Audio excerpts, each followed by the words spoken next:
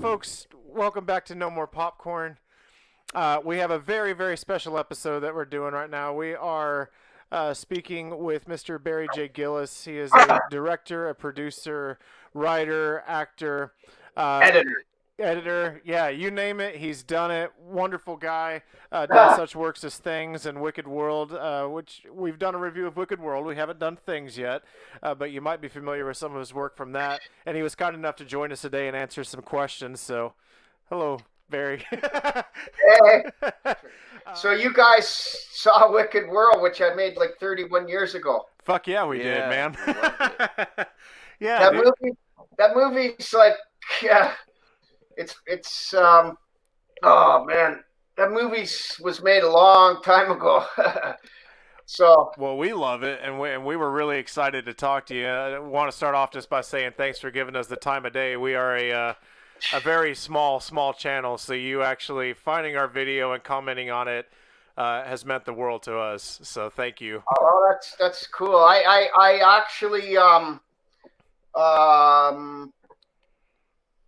actually I'm always usually checking to see what's going on, right? Who's reviewing stuff and whatever, and then yours must have been buried somewhere because I tell you how I saw it. I was on where I'm staying. They have Roku here. Okay. You know, yeah. And so I was on there. I forget what I was trying to find, something, and I forget what it was. And then I seen No More Popcorn come up, and I'm like, oh, I didn't see this one before. So I thought it was like brand new. And then I looked, and you guys had added up for a while. Yeah. No, that's awesome, man. But I'm not sure if you guys do this or not, but have you ever tried boosting any of your posts on your Facebook page? I don't think we've actually done that. No, we as haven't of yet. paid to boost it. No. Yeah. Okay. I'm not saying to go do it. It's your life. It's your Facebook, whatever. No, we want any advice you can give. We will take it. I do sponsored ads all the time, like I'm doing them constantly, right? And I ran a film festival for 3 years, and then I gave it up this year because it's too time consuming. It takes away. It's just. I want to focus on making movies, and it's tough enough when when you're working a regular job and making movies, and then running a film festival. So I said enough of that. But I used it for everything: film festivals, promote my stuff, whatever, right? Yeah. Like I don't just rely on the distributors to promote my stuff. You know what I mean? Mm-hmm. Right. So yeah, I promote it myself too. Like I'll promote if I see a review. And even if the review is trash for one of my films, I'm fine with it. Like it most of the reviews that do that are all in fun, anyways. Yeah. So you know what I mean? Yeah. It's when they're not done. You can tell the difference. Like there's a line there, right? Yeah, when people are being malicious or when they're actually like malicious is the word I'm looking for. Like I'll tell you something. You heard of Videoscope magazine? Okay, you might know it. Okay, anyway, Videoscope magazine years ago, we made Things, and it came out on VHS in 1989, and then there was no internet then, and then years later, like we were getting emails when the internet was invented. Well, most people were finding me somehow. And when's Things going to come on DVD? When's it coming on DVD? And I start telling Andrew Jordan, Andy, like I'm getting emails from people. They want to see this on DVD, and then like just over time, we start seeing reviews online and stuff, and just start getting the idea that this movie might have some kind of cult following behind it. Like there was people drawing pictures, and there was some band in Montreal that made an album, and it was a vinyl. Mm-hmm. And one of the songs was like, it had like some of the dialogue of things in it, and I don't know, whatever, different stuff. And we're like, So anyways, I bankrolled the DVD release before Intervision grabbed it. And nice. Okay. Yeah. At that time, I was dealing with a magazine called Videoscope. Mm-hmm. And I forget what I paid. I had a whole poster inside the magazine open up. and it was the magazine that had Jamie Lee Curtis on the front. It's Videoscope. I got copies back in Edmonton, but in the middle, I paid for them to have a poster. Like, you pull out the poster, the center page. I paid for that. I paid for ads, everything. And they reviewed things, and basically it was malicious. Oh, shit. And I spent thousands of dollars. Now, just because I spent thousands of dollars doesn't mean I'm expecting, I want this great favorable review. But I mean, it was malicious to the point where it was just like where they said it was shit. Like, basically, like, there was no, and that's rare, because the only time it's not rare is on Amazon, where somebody watched the movie and they actually really hate it, and they say, but it's rare that review sites and movie reviewers come that malicious. Like, they do it in a fun way, usually. Yeah. Well, yeah. How does it feel? All these years later, this is starting to kind of get some recognition. I know Red Letter Media did. They talked about your Wicked World. It has almost 1 million views. Yeah. Holy shit. So how does it feel to you're gaining kind of a cult following after that all this time? Well, I'll tell you this.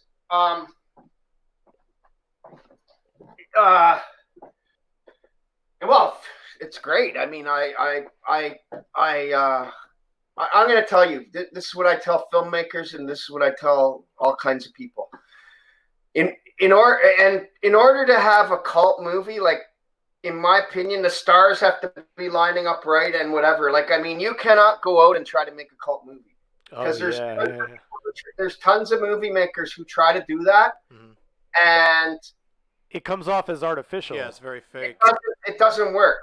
So I always tell them that. I always tell movie makers that, because you'd be surprised how many movie makers contact me. As terrible as the quality of these movies, like Things is and Wicked World, whatever, they still come to me and ask me for advice, because they're either starting out, or I don't know, whatever. Even movie makers who've made different movies, they contact me about stuff, right? Like, you'd be surprised. Yeah. And like I have, there was one movie maker contacted me recently about Wicked World, like when it first came out, and said, "I can't believe it. I wish I had one cult movie. You have two now." He said, Red Letter Media did it, the best. So I like all that, but I'm not going out trying to make a cult movie. Sure. Like things, like I've seen. Geez, I seen a review on Amazon from some person who thinks we actually went out and we devised it like that. Like, it is what it is, because we had not much of a clue what we were doing, right? Did you see Things, or just Wicked World? No, we've seen all Things watched Things as well. Yeah. Well, I think one of the things that differentiates, like, your movies and stuff, and other cult filmmakers and everything is, you can really tell that it's full of a lot of heart. You were saying, you guys just went out and basically did the damn thing, maybe not having, like, all the experience in the world. Well, we had no experience with we attempted to make a feature film before this on a video camera. It was a secondhand video camera, and I begged my dad to get it out at Christmas because I'd only put so much on it, $100 or something. I think it was $500. This big giant old video camera, and it would have, like, if you aimed it at a light bulb or something, you'd get this halo thing. Oh yeah. Yeah. It happened. It would go. Anyways, we attempted to make a movie with that, and like, we don't know what the hell we're doing. Like, we talked to somebody at high school. Hey, you wanna be in our movie or help out? Oh yeah, everybody's. Oh yeah. Then you call them up. At the time, back then it was just telephones, no cell phone. Hey, yeah, we're making that movie now. What? And I found out fast that relying on friends or any of that bullshit is one of the worst things that you could do. Like, I mean, now it's different if like, for instance, you guys are doing your No More Popcorn. Let's say you guys were to go out and make a movie. Well, you guys can rely on each other to go, whatever. But just like friends down the road that aren't even, you know what I mean? Mm-hmm. The worst thing you can do is start asking friends and family, in my opinion, to start being involved in your stuff, because they don't like, they see you for you, they don't see you as an artist. So it's better to just hire people. you're better off putting ads out, like classified ads or on Facebook with sponsored ads. Yeah. Like I say, I don't try to, like I've never ever tried. Like, and I'm on my 5th movie now, and I don't try to, I don't know, I just don't try to make a cult movie. Weird satanic cult chance on it. That's how it all started. It's getting kind of hot in here.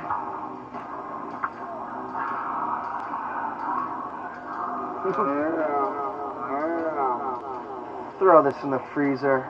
Storage, maybe. It's a good place for it.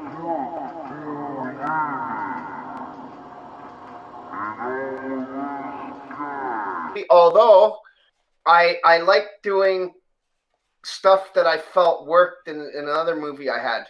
Like say there was something in Things, as terrible as it is in so many ways, whatever, but there was something in that I thought worked, and there was something that maybe I hear from fans, there's something in there that they liked.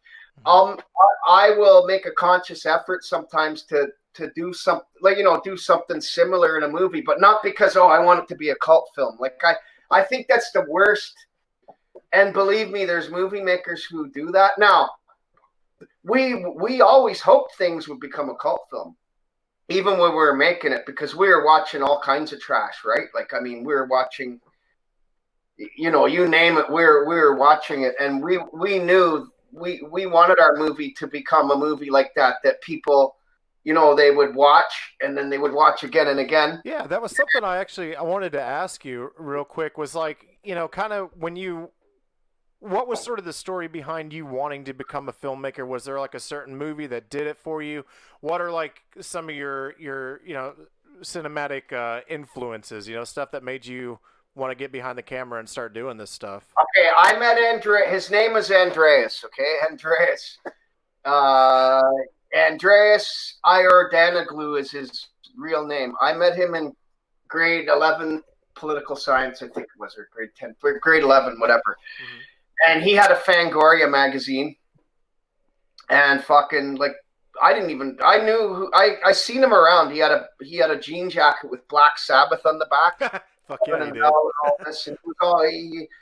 So I seen him around, right? Because that was one of my favorite bands. You know that guy at high school who likes that same band you like, and I seen him around. But then we ended up in the same class this year, and people would be coming over to his desk, and oh yeah, look at this picture and whatever, and the girls were getting grossed out, and I'm. And I'm hearing some talk, and he's reading some magazine, and whatever. And then this kept going on. One day, I just kind of went over to. I don't know how I got involved, and just looking at these. He had Fangoria, and he liked grossing everybody out in the class. So and I don't even believe I knew what Fangoria was at the time, right? From what I remember, I think I was new to that, to that magazine. Anyways, so basically what happened was me and him got talking, and then it got to the point, like, he was the first guy with a VCR that I knew. And he also had one of those big screen TVs that back in the day, heavy as shit. Yeah. Very few people had. Yeah, they were heavy hunks of fucking, they were heavy as hell. Yeah. With the 3 light bulbs, like these things. But he was the only person I knew at that. And it ended up happening where he oh yeah, tell me these different movies. Oh yeah, you got to see it. And then he started inviting me over to watch all these like movies and stuff, and on VHS, right? And like we watched all kinds of trash. Boarding House. What was it? Dream Maniac, I think, or something. Is there a movie called Dream Maniac or Dream? I forget all the name. I mean, but the Boarding House was what did it. That was the one where we said, "Oh, we can make a better movie than Boarding House." Boarding House is the one where we were always talking about it, because we should go make a movie. And something funny happened when I was in grade 8, going to grade 9, and we were checking out different high schools, like what high school you're going to go to. We kind of had these visits. I went to this one high school. I don't even remember the name of it, and they had a filmmaking class. Like, so we were visiting this school, and there was some kind of film. And I can't even remember everything, but I remember they had a film screen in there, and they were showing some kind of, I don't know, something black and white thing that the high school filmmakers made or something. And I remember thinking, fuck that. You know what I mean?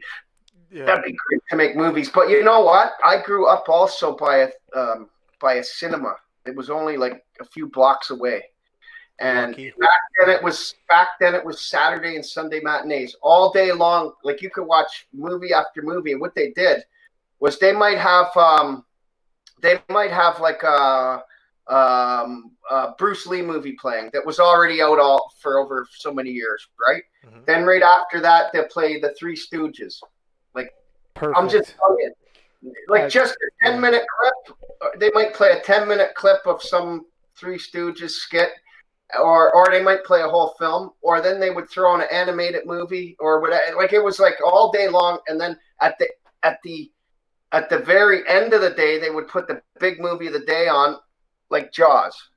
You get what I mean? So you'd go in there, say, on Saturday or Sunday, and I think they started around 12 or 1, I forget, in the afternoon. Mm-hmm. So you'd go in there knowing that, okay, at fucking whatever, 7 or 9 o'clock or whatever it was. I think it was usually about 7. They had the big movie of the day.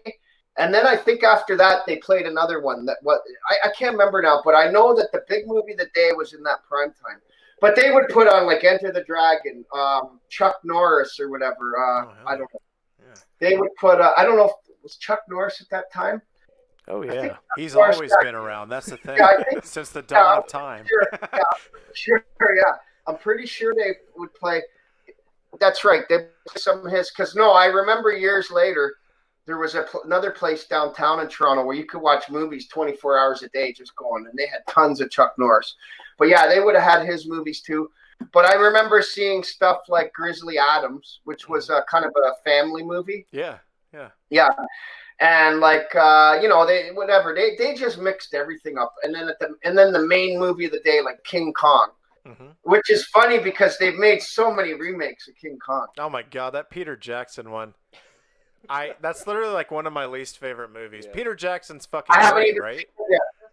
I've always been at the cinema in those matinees, even back when I was a kid, I've always been like, holy fuck, you know what I mean? Like, but it just seems like a world you could never get into. Like, you know what I mean? Like, it's another, like, you know what I mean? Like, how could like an unobtainable goal.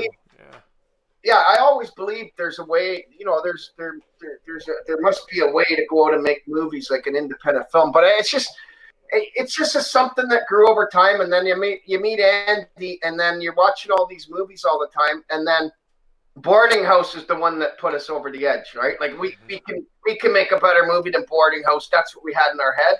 And we can make a movie like, and Andy was the one who was collecting all this stuff. Like, he had Faces of Death. He had everything. There was movies that were banned in Canada. And at that time, it was pretty heavy. Like, you know what I mean? Like, these days, like, if they say, what's that movie from Serbia? Serbian film, yeah. There's only one person. Let's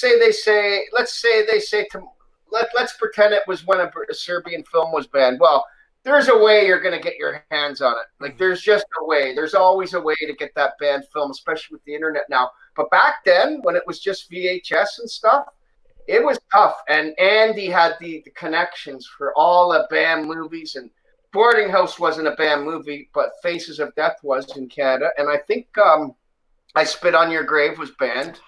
Wow. He had a copy of that. Yeah. That's also a great movie. A great movie. So no, that's super cool, man. Cool. I do want to point out, though, I do think it's neat. Like, one of the main reasons that I know I love horror, I'm sure these guys are the same way, is it's like still to this day, even though, like, you could talk to, well, hell, I mean, we're fucking talking to you right now. You're in Canada. You know what I'm saying? Like, we can connect with people so easily nowadays, but I feel like horror is still like this tight-knit, close you community. Guys are so interested in this. And Mike, is it Mike? I'm Brian. Yeah, Brian, Nathan, and Patrick. Yep. Brian? Yeah. Nathan, and where am I getting Mike from?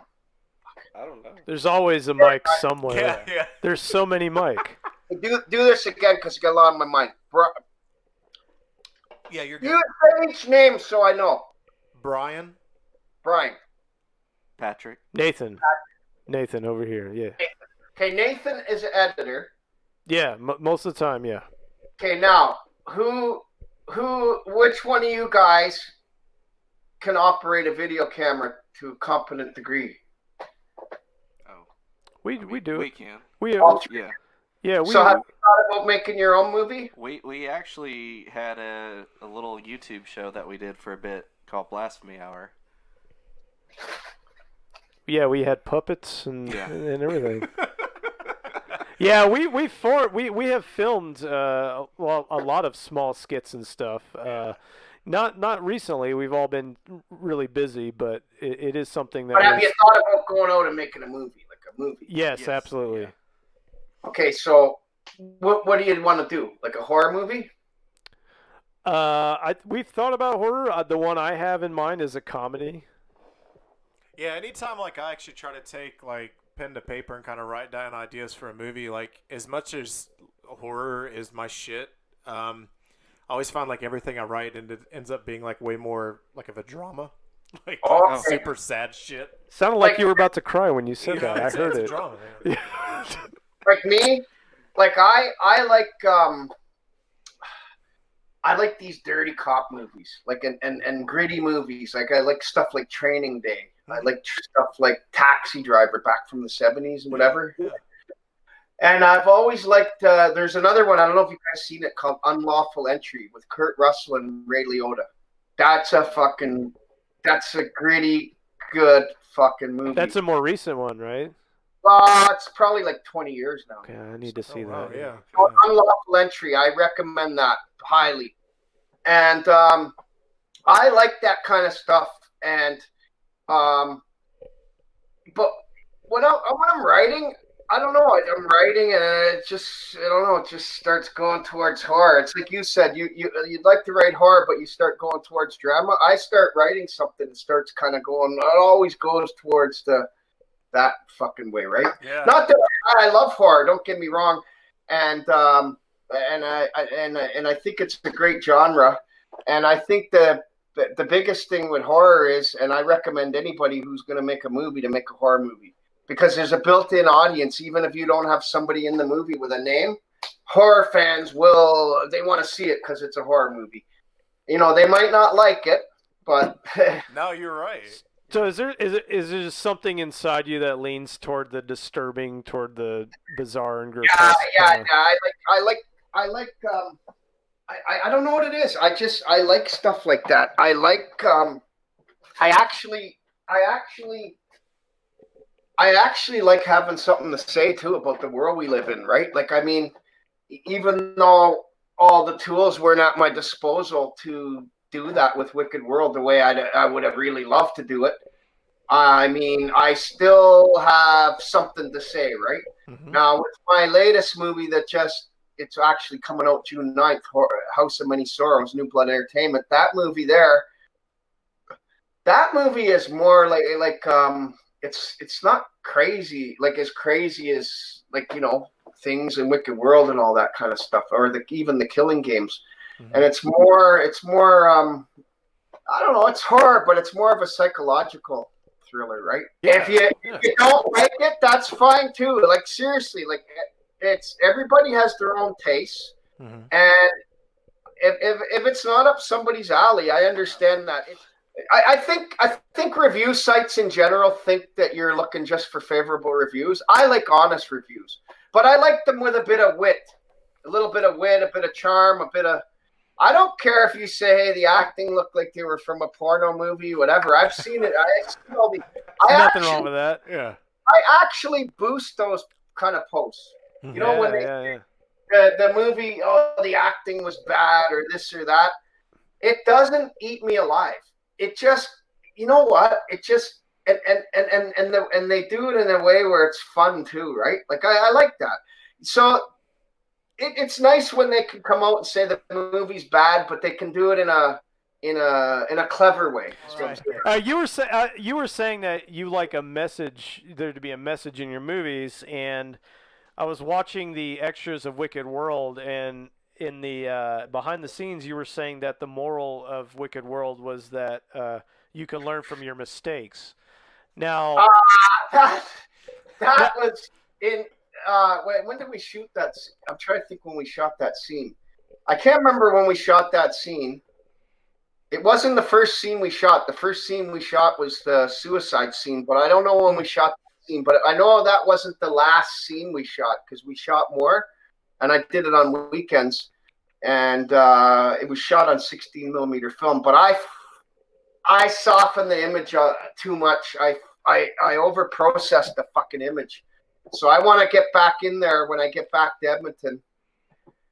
And I'm just going down there briefly and then coming back here. But I own a house there and everything. But I'm up here working. But I want to go there, and I put it through so much processing that the grain and everything came out and stuff. Mm-hmm. Like it's a softer image on the newer version. But the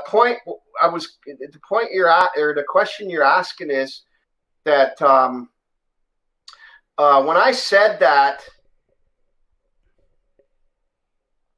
I believe I was asked a question from Eddie Platt, or the camera guy, when I was asked that.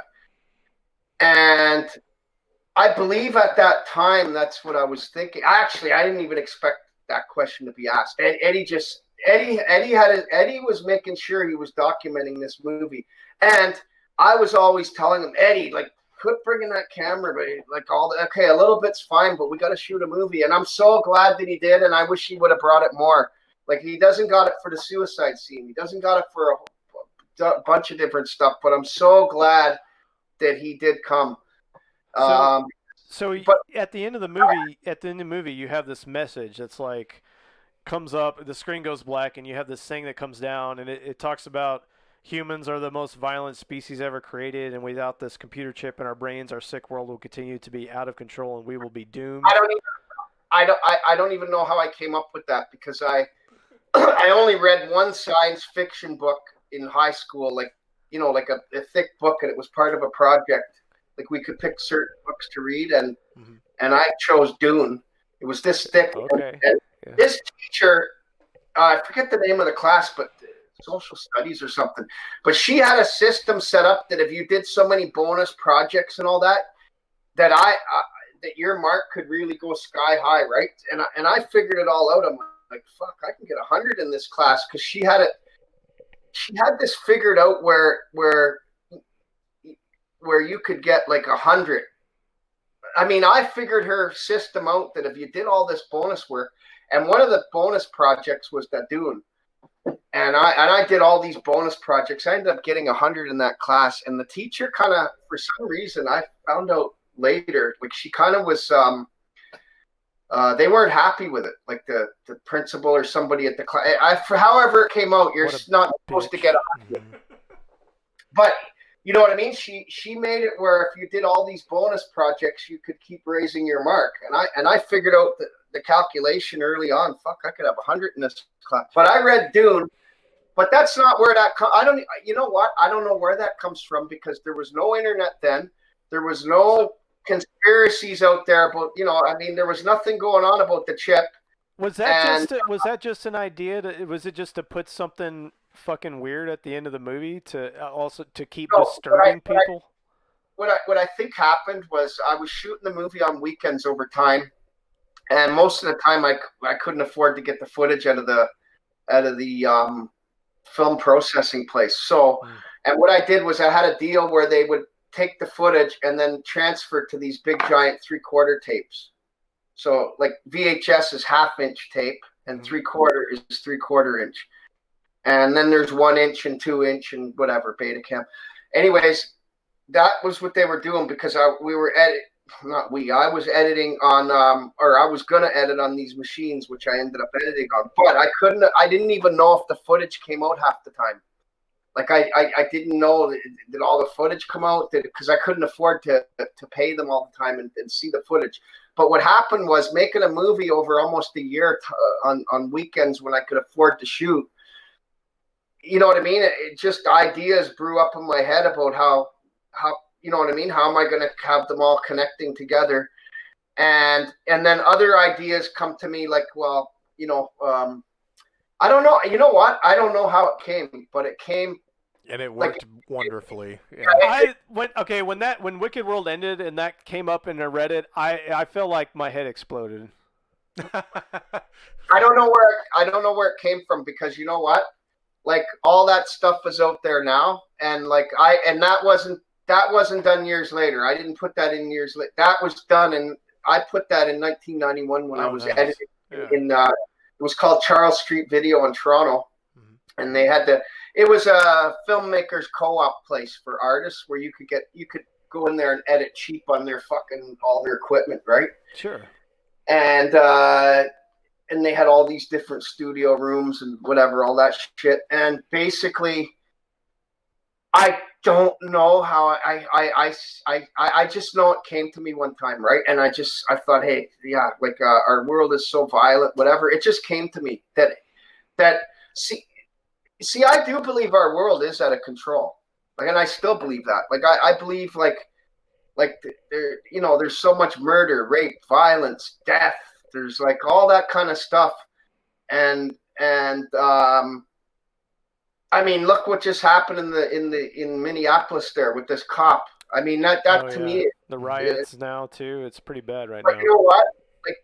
Like, I mean, come on, man. That guy's fucking putting his knee on that black guy's throat, and the guy's like, I can't breathe, and he just fucking killed. And now I didn't see the whole video. I just saw a clip on the news, but a buddy of mine, I was talking to him on the phone tonight. He said the paramedics came over. Did you guys see this? I haven't watched. The paramedics came over, I guess, and said, hey, like, we want to, I don't know, I guess they wanted to check his thing. I got to, as much as I don't want to watch the whole thing, I'm going to watch it. I'm going to find it and watch it. But I guess the paramedics came, and the cops still kept kneeling on the guy. Now, that could be you, or that could be you. Mm-hmm. Just because that guy was black doesn't mean, whatever. But to me, I just think the world's fucking out of control. I think the world is fucking nuts. And I think something just came to me, where something that's never going to happen, but a utopia where, that maybe something could happen where there'd be no more violence or any of that anymore. And the crazy part about this is I love violent movies. I love the death. I love all that shit. And I'm drawn to that, growing up reading serial killer books and fucking even those detective magazines. Like you'd walk in any local variety store and they had all those detective magazines, like with the girl. I don't know if you know what I mean, like like Bondage, like in a cop on the. Do you ever see these detective magazines? I mean, I know about Bondage. Yeah. But I mean, like the detective magazines had that kind of on the cover, like it had a girl tied up and a cop on the thing, or. Fuck yeah. They want to bring you in because it attracts people. It does. But I read those stories, and they were all true in there. And there's a place in the United Kingdom. I had a subscription for about a year, but I don't get that much time to read anymore, so I stopped the subscription. But there's I forget the name of it, but they got all that stuff. The detective magazine, all this stuff. My point is, I'm drawn to all that. Like it interests me highly. Mm-hmm. I don't know. I love reading about all that stuff, but and I love watching it. You know what I mean? I love the violence and I love all this, but at the same hand, on the other hand, I'm like, fuck, our world's fucking crazy, man. So on the one hand, I'm drawn to it. Like, I don't want to go out and kill somebody or nothing like that. But I mean, I'm drawn to that. Like, fuck. I think I'm drawn to, like, why are you guys drawn to this kind of stuff, horror and all that? Horror.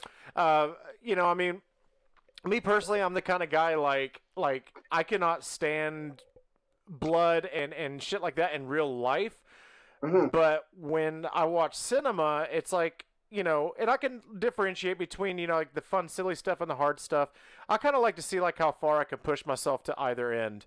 Sometimes I'm really intrigued to see, like, I want to see how far this movie can go and how much I can stand of what, like a Serbian film is a great example of that, So it's about pushing myself, and I just find like, I don't know, I find it intriguing. It's there's something like interesting about things that you're afraid of and things that you fear, and knowing that it can't harm you. It's not real life. I don't know if that makes any sense, but that's kind of mine. Are you guys into the extreme kind of stuff? Because there's one that came out from Chile called Trauma, and I played it at our film festival last year. Did you see that one? Oh, no shit. I haven't seen it, but Heard about it. Yeah. That's and that filmmaker's, he's good too. He's in my Facebook now too, whatever. And our film festival gave him awards for that film, right? Like that film is, that's in my opinion, it's an excellent film, right? Hell yeah. Now, what about you? Okay, so how did you guys all meet? That's a question I have. Sure. So let's see. You were fucking a girl that he knew, and then you guys became friends because they were. Wait. Okay. So he was banging a chick that Patrick knew. Yeah. And then they Okay, became and friends. that's how they kind of met each other? Yeah. That's how me. They knew each other before you, or did you and Patrick know each other? Well, I worked with Me and him. worked together. Yeah. Yeah. And then I was also friends with the girl that he was banging and he was friends with. And we started hanging out. It's weird how that all connects. Yeah. Yeah, it's just how it works. Yeah, and the rest is history. We're just buddies. Yeah. Okay, so are you still banging this chick? Oh no. No. How long ago was this? This was quite a few years ago. So then, 7, 8 years ago. How does this happen? You're drawn to each other because your love of movies, or what? Like what happens? We actually started. before the movies. We became friends years ago, but we actually started just getting together and watching movies, and then we said, well, you're like, well, maybe we should do some reviews. Yeah, and talk about we'd it. sit around and we would review these movies on our own time and stuff, and it just kind of seemed one of those things like, well, why not? Let's just hit record and kind of talk you about guys these. are funny. You're witty. You're sharp. You're blushing. you're good at analyzing movies and stuff like that. And I think it should be bigger, your channel. And that's why I was getting to the Facebook, and you know what I mean. Like it doesn't even gotta cost you a ton, right? Like, but if you put every now and then, like if you tried it, right? And you put a post on there and give it a little boost, just to the people who like your page and their friends, you'd be surprised, like, you know what I mean, like how it starts. But I'd like to see your channel get bigger and everything like that. And the biggest thing with YouTube, as you guys probably know, is the content. People want the content coming out regularly. That's the goal, right? Like if you just do one now and then one 3 weeks from now, and once people know that every whatever Tuesday or every whatever it is, you know what I mean, or whatever, some kind of schedule. That's how they channels build, right? We're definitely so I don't know. consistent. We just kind of lack in the promotion, but we will definitely get on that. Oh no, hey, it's up to you guys. Oh no, I agree with you. No, we're with you. Yeah. And you know, like it'd be cool. Now it's so basically but you found out that each other likes watching movies. Like you guys just start talking about this movie, that movie. Yeah, sure. I mean, I worked in video stores for years and shit, and I kind of, I was big into like picking up sort of the no-name titles and everything, with horror and little indie flicks and stuff. And then it really did. It just became, at first it was something like, hey, let's get together, let's get fucking wasted, and let's watch like some bizarre movie that we heard about. You guys watched together? Do you remember? Oh yeah, the first one. The first one. I mean, the one we named our channel after. Well, sure, Troll 2 was definitely one of them, but then I have to see Troll 2. I've only seen like a trailer for it. Yeah, but I have to see Troll 2. Oh yeah, it's awesome. And Birdemic, because all these movies coming up for reviews. We have reviewed Birdemic. Yeah, every time I see a review for things, it's not every time, but a lot of times I see reviews for things or whatever, even Wicked World these days. I'm seeing like Birdemic and Manos Hands of Fate, and Manos Hands of Fate though, I saw a clip or something. Now I may be wrong, but what I saw looked really boring. It's Manos. It's pretty boring. It's pretty boring. I mean, it's like I feel like it's a staple. Like I think you sort of have to watch it. It's almost like watching. Well, I don't want to categorize Toxic Avenger in there, but there's some things you just have to watch. I think that Manos is kind of. I saw the Toxic Avenger years ago. I really liked it. Oh yeah, it's a badass movie. I love it. Yeah, Birdemic. Basket Case. Did you guys ever see Basket Case? Oh yeah, Oh, Basket Case is one of my favorites. I love You it. see the uncut version of Combat Shock? Never heard of Combat Shock. Oh. Sounds Put like that we on need the to. list. Yeah. Okay, it The goes worst on the list. that can happen is that you see the version that's not uncut. I mean, the version that is cut. Trauma put out Combat Shock, and there was an unrated version, and then there was the cut version. And I didn't know that, and I went to the video store because I told this friend, "Hey man, you got to see this." So we went back to his place, and I'm watching this movie, and I'm like I couldn't believe it. The movie I'm watching had scenes cut out of it, like the violence and stuff. I was like, oh my God, I could. But if you get a chance, Combat Shock was shot on a really, really cheap budget. Like dirt cheap in New York City. Mm-hmm. And but make sure you're watching that you don't watch a cut version of it, like an upgraded version. Now is this But Trauma or is this like? Well, Trauma didn't put it this way, Trauma never put the money behind it. Like, oh, here's the money. Then the filmmaker went and made it, or Trauma made it. But it just ended up with Trauma, right? Distributed by, basically. Yeah. So it's not the Trauma kind of movie that you might be thinking it might be. It's not like that.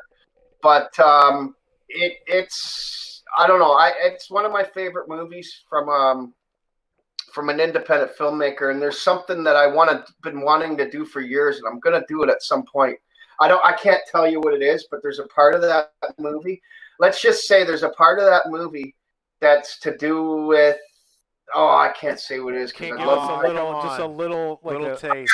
I'll give you. Okay, it's not gonna hurt the movie, I guess. There's a part of the movie where the guy's thinking back in time of what happened in Vietnam, and the way the director did it was he had a film projector, like a real film projector, playing the film on the guy's face.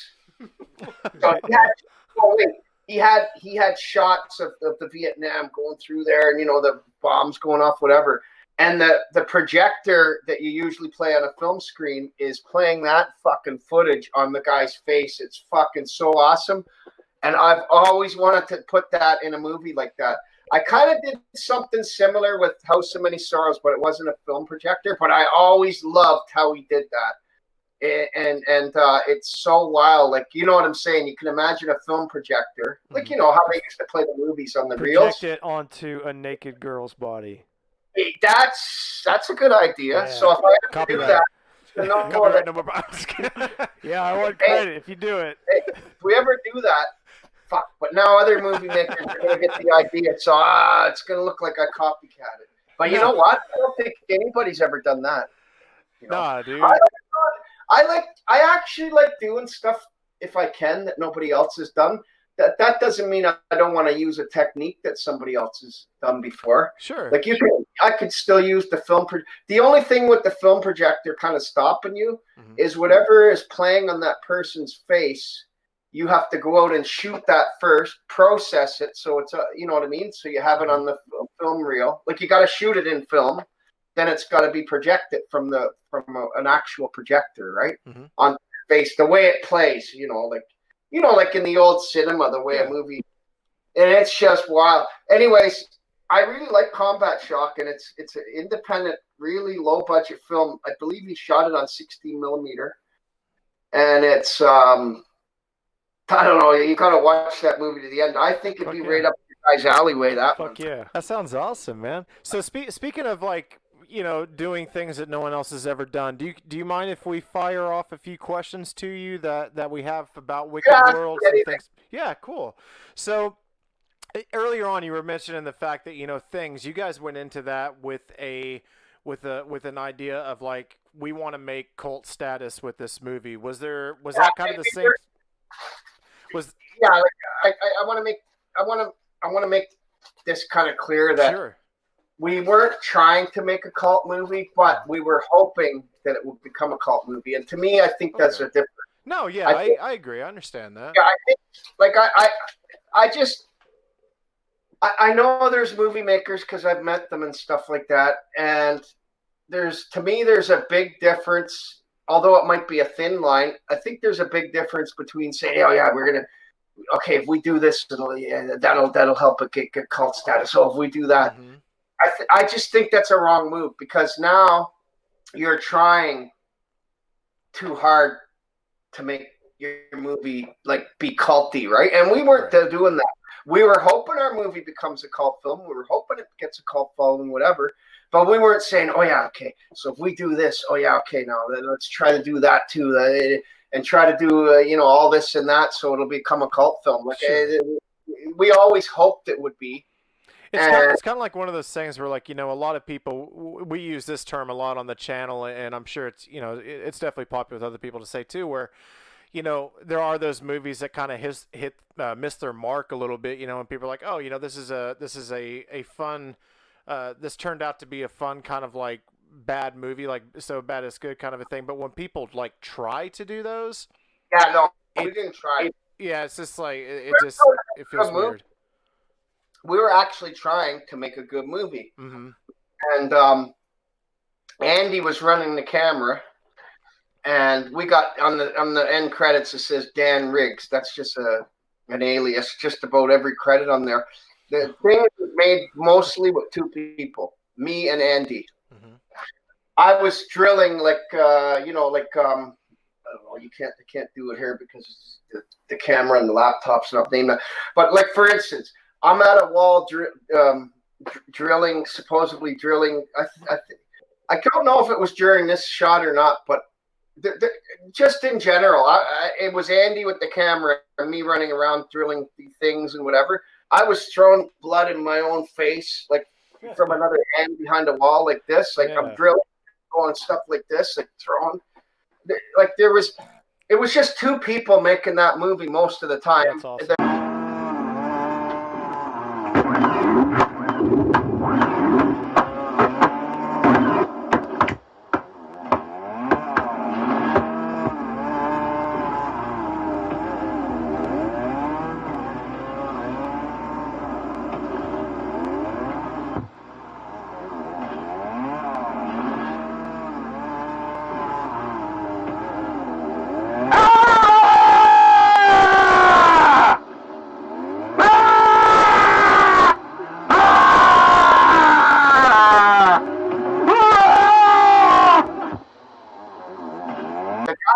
The guy who built the creatures, he actually did a phenomenal job. I was curious what they were made of, actually.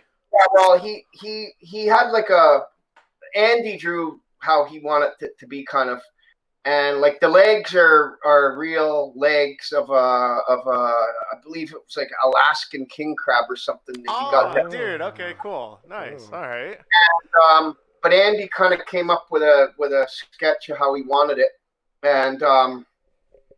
and the guy Glenn Orr, he came to the set one day, and that was it. And I don't know why. I think it was to do with money, why we didn't have him there other times. And basically, it was supposed to be made between $3,000 and $5,000 Canadian dollars. And then Andy kept getting more and more money out of his parents' account, and they almost lost their house. Jesus. And at the final end, at the end of the line came where they said they're not putting another dime into this movie, and then I started throwing money in for all the post-production to get done, and basically that's what happened. But it ended up being I think we said about 30,000 at the end. However, Andy wanted me to lie when I was on TV. There it is. Okay. Thank you. I was wondering. I didn't want to do it because it's not in my nature. It's really not in my nature, and but I was on a couple of my family's from Cape Breton Island, Nova Scotia, and I ended up moving back there with my dad when he retired, because there was a girl I was crazy about at the time, and I wanted to go back. So anyway, was it the same girl that he was fucking? Maybe. We'll have to trade notes. But anyway, I'm back in Cape Breton. What happened was Andy and I attempted. I forgot to finish that story with the other video camera, but we attempted to shoot this movie. Nobody was showing up. and there was just a couple of people we knew show up, whatever. And we were using like a lamp with a regular light bulb, in, I forget how cold it was in Toronto the day we were out there one day, and the light bulb just broke. Everything was going wrong. And we never made it too far with that shoot, and we called it Brutal Violence. However, and we just said, whatever, it was a disaster. But we always said we want to make a movie. So when I was going to Cape Breton, Andy said, yeah, if we ever get the money, we can do this and that. And then he called me, whatever it was, a year or two later after I was down there, and said, yeah, my parents are going to give me $3,000 to $5,000, which ended up being about $30,000. Because he just kept raiding more and more money. See, the thing is, a lot of people even find that hard to believe, but the cost to film is high. The cost to transfer the film to video is high. And another reason a lot of that, well, most of that footage looks like shit is it was the transfer. The transfer was terrible. Like, and I told Andy, like, and he agreed, but he never followed up on it. He should have got that company to do that again. The transfer they had on there, everything, like, it looks blurry a lot of times out of focus. Maybe there is some stuff like that, but we used to put the reels, like Andy had a projector, and we would watch it on the, on a pull down film screen, and that footage was fucking nice and sharp for that movie. Like, it looked pretty good, but that transfer is a muddy piece of shit. So. But he had you lie about the budget. What was the amount that you said when? It's about $30,000. No, Andy said let's say it's $3,000 or $50,000 because that'll help us get I don't know, whatever, in some newspapers and whatever we're trying to do. So I said okay, and I went along with it. But then as time went on, and I think it was on the DVD release that I bankrolled.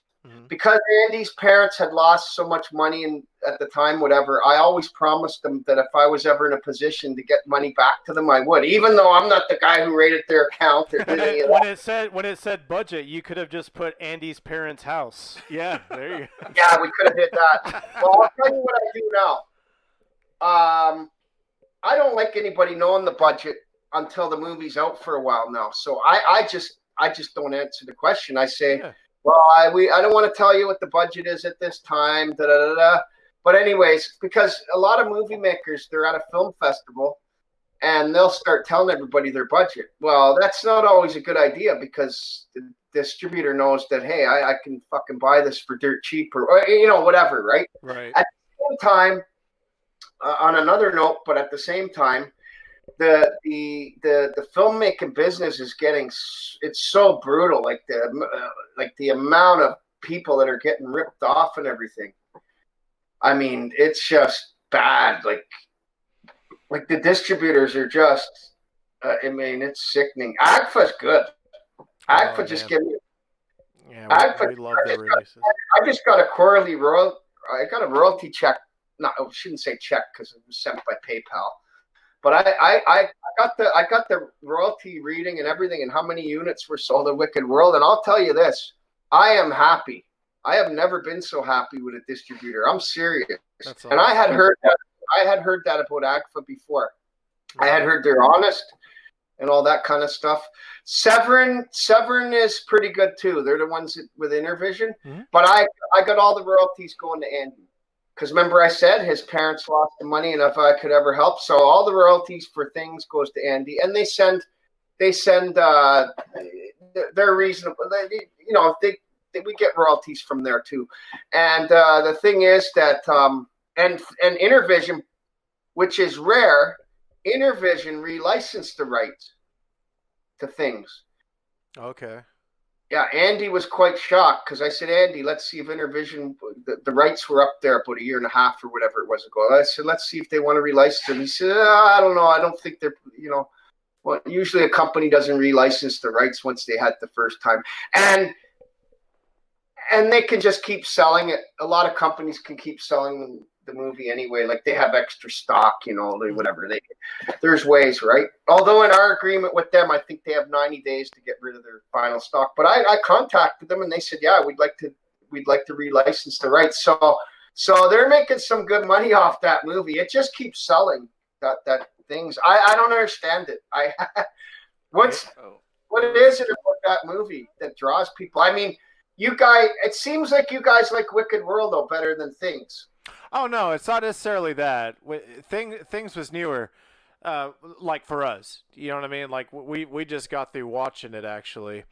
We just have yet to really sling up a review for it yet. What were you gonna say though, Patrick? Oh, I'm I Did sorry. you see things? Did you see Things after Wicked World? Yeah. Yes. Yeah. Yes. Okay. So you like, because I found that in the past, like I had released Wicked World on my own on DVD through Amazon myself years ago, right? And I just found the fans that really liked Things, like were really like heavy into Things, they weren't as heavy into Wicked World, right? So that's why I'm thinking you guys are more heavier into Wicked World, but maybe not, the other one. It doesn't matter to me. I think we love them both. we like them. Yeah, we like them both. I think I lean toward Wicked World, but they're both awesome. I mean, I think Things it's got this tone that it's just this bizarre, unsettling tone throughout the whole thing. Mm-hmm. I never knew how bizarre it was until like years later. Like people, like actually, even in more recent times, like I see more reviews talking about how bizarre it is and all that. And like I didn't know the movie was different. Like all these reviews I read, it talks about how different it is from all these other movies. I didn't know it was that different. Like I really didn't until more recent times. I keep reading these reviews and I'm thinking, yeah, and then I think about the movie and I'm like, yeah, it is different. It is. Like, is that bizarre? Like, yeah. Well, it's hard to see it when you're on the inside of it. Right? Sure. And speaking of something different, I kind of wanted to ask you something on this too. Not, none of us, aside from fumble fucking our way around like videoing little things, we're not filmmakers. But I did want to ask you about was it a choice or was it like a financial restraint with the dubbing on your projects with Things in Wicked World? The sound, mm-hmm. the Super 8 camera Andy was using, the sound. I'll tell you how the sound was. I put a little bit of a clip of a Things blooper reel that's on the Japanese release on YouTube, and on the Japanese release there's like a longer reel of bloopers that I put there, and like you have the original audio there, and you can hear the camera like the reels going. That's why. And we were using these big, gigantic 3/4 inch machines because it was transferred to 3/4 inch. And those machines were old and they were slipping all the time. Like the tape itself, like, even the editing, you'd edit at a certain spot and it would go back so many frames or this way or that way. And like, it was hard to get the sound right on with the voices. And not only that, overdubbing is not the easiest thing anyway, right? So, sure. But I mean, we didn't think it was, or I don't know if it's we or maybe I didn't think it was so bad until, like, you see it in reviews about like, the mounts aren't moving, but he's talking. And then when I watch the movie, I watch for that kind of stuff and I'm like, yeah, it is. But there's times I think there's one of them, I think, where I'm talking and my voice is, you can hear the audio and then the voice is totally different. Like, I forget, there was one of them, there's a couple of real blatant ones. Mm-hmm. But, yeah, so what's your favorite scene in any of the, Ooh. Well, let me ask you a question first. Have you been fucking my sister? So, Brad, are you fucking my sister or what? What's it to you, a mental case? All you guys have called me a mental case once too often. Say your prayers. And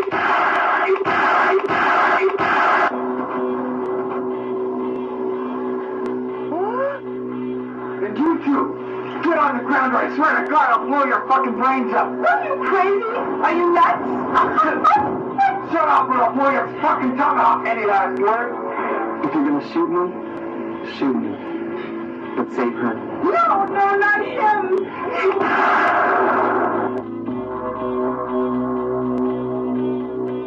I've had it. I've just had it with this wicked world. He said his last words, now you say yours. I'd like to become a famous actress. You can't kill me. I'm too young to die. A model, an actress, please. Barry? That there, I wanted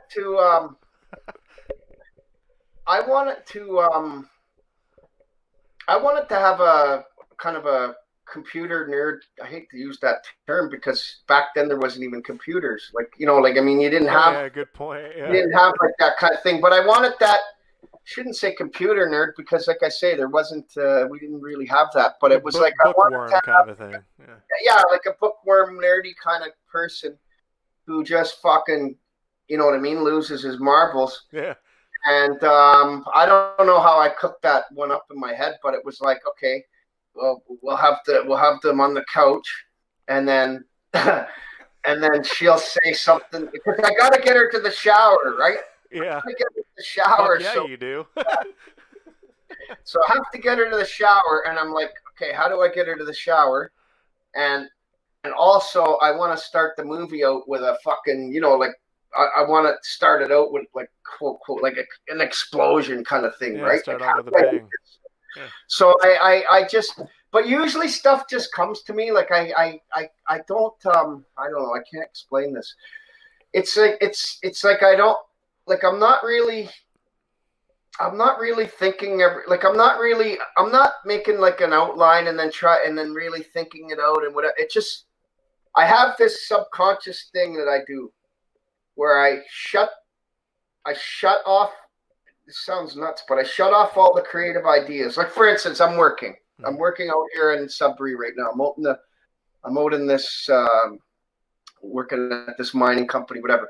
I'm out there working, and I don't want all these ideas coming to me. And then by the time I get to the lunchroom, I don't even have time to remember my ideas. And then I'm texting myself a note. So I got this thing I started years ago where I shut it off. I shut off all the creative thoughts, but I let them brew in the back of my head, like in my unconscious. Mm-hmm. If this makes any sense. Makes sense to me. And then when I'm ready, like I feel like I'm ready. Okay, I'm ready to write now or whatever. And then I have this thing where I click, I just open it. And I don't, like, I'm not sitting there. It doesn't happen very often where I'm trying to figure out a problem. However, I do want to have a scene where somebody gets shot and then he's going to blow his own head off. I don't know how it came to me, but I just thought maybe it's his sister. I think what I was thinking, that's like over 30 years ago, whatever, but I'm pretty sure I was probably thinking that, wouldn't that be pretty fucking weird? Like he's watching his sister. Yeah, his sister. Yeah, it's pretty weird. And I'm pretty sure I thought, how do I get her to the shower? Well, let's save it for marriage. Now, I guess he still could have banged her on the couch and then still went a reason to go for the shower. But I thought, messy for marriage.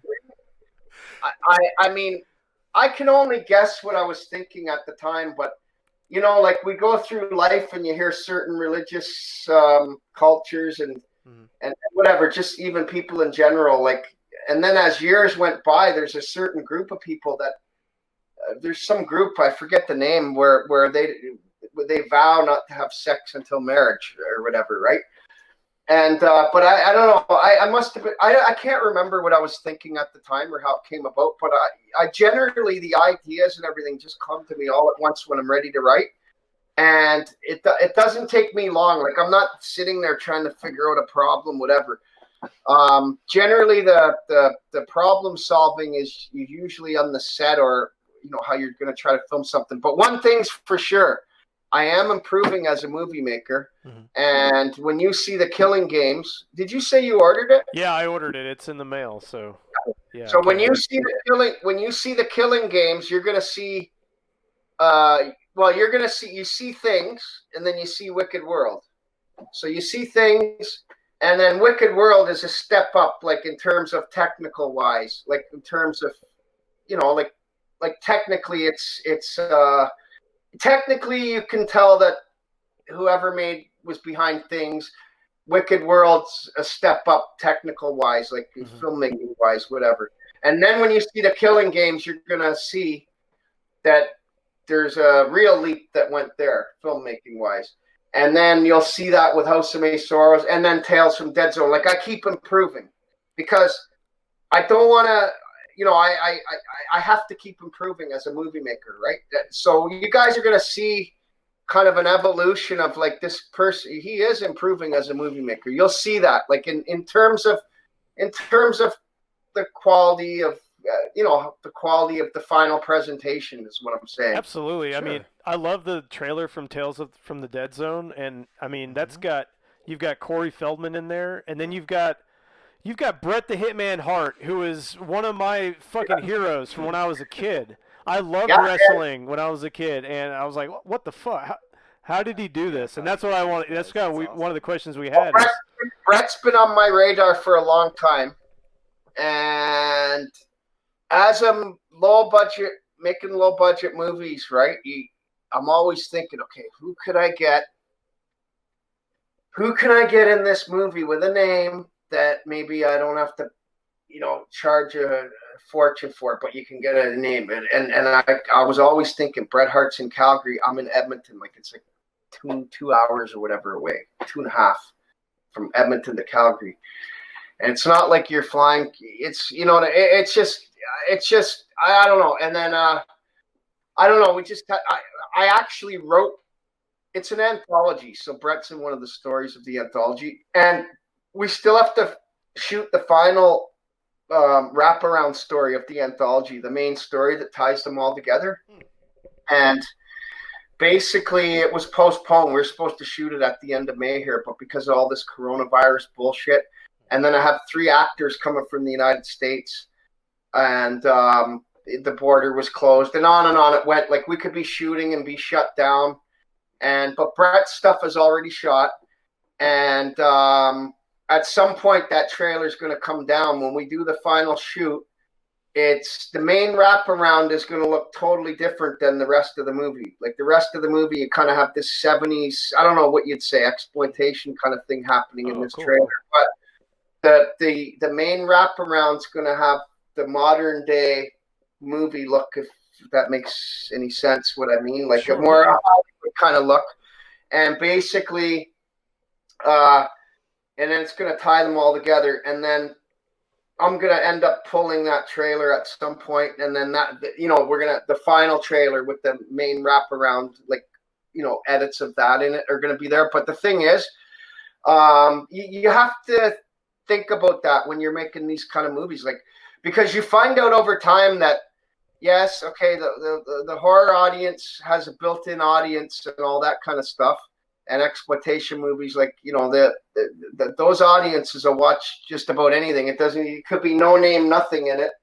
I mean, even these big Hollywood movies, like I shouldn't say big Hollywood movies, but say, big horror movies with big budgets behind them. Mm-hmm. They're not always quote Hollywood. I don't know if you'd consider them, but even some of those movies, like from certain directors, like Hereditary and stuff like that. I'm wondering why they don't even have a name in the movie. I don't get it. Mm-hmm. Like, if you have $2 or $3 or $5 million to make a horror movie, in my opinion, I mean, I'm just saying, some of those movies, they don't even have a name in them, even in the bigger horror movies. But let's say that there is a built-in audience, but I'll tell you this. If you have a name in your movie's going to get, you know what I mean? More people are going to hear about it. More people are going to, and that's my goal, right? So and Bret's great. Like Bret was great, but I wrote it with him in mind. I contacted his agent and sent him the screenplay, and he loved it. He loved his role, and I got stuff in there like in the trailer, that we shot in the movie, like I'm a one-man wrecking crew. Yeah. I wrote that stuff in there specifically for Bret. And I just wrote certain things. I wrote it with him in mind, and I wrote it like as I'm writing, I can picture Bret, and so but that's my plan for any other movie in the future. There's no use going out to make a movie with with not one name in your movie. Like it's just it's not going to help your movie much. Well, it's got to be awesome to have I guess as you would put, like kind of reached that point where it's like, hey, I've got this person in mind, and it all comes to fruition. I mean, that's pretty fucking awesome. We were really excited about it, and the executive producer, Len J. Phillips, he's the executive producer, and he's acting in the movie too, and he knows the Hart family, like in Calgary, like he knows them. And when he was younger, he worked for Bret Hart's dad, putting some of the wrestling together, and he knows the Hart family, and he had met Bret before, but he didn't really know Bret that good. But he's been down there for Christmas. Like the Harts get together every year in Calgary and have a Christmas dinner at Bret's brother's place. His brother's a teacher. One of his brothers is Ross Hart. And they usually go there they have a get together at Ross's every Christmas. I don't think Bret was there last year, but he was there the year before, and Len was down there again. But I got to work with Bret again because my buddy asked me who the agent was, and I would like to get Bret in my movie and all that.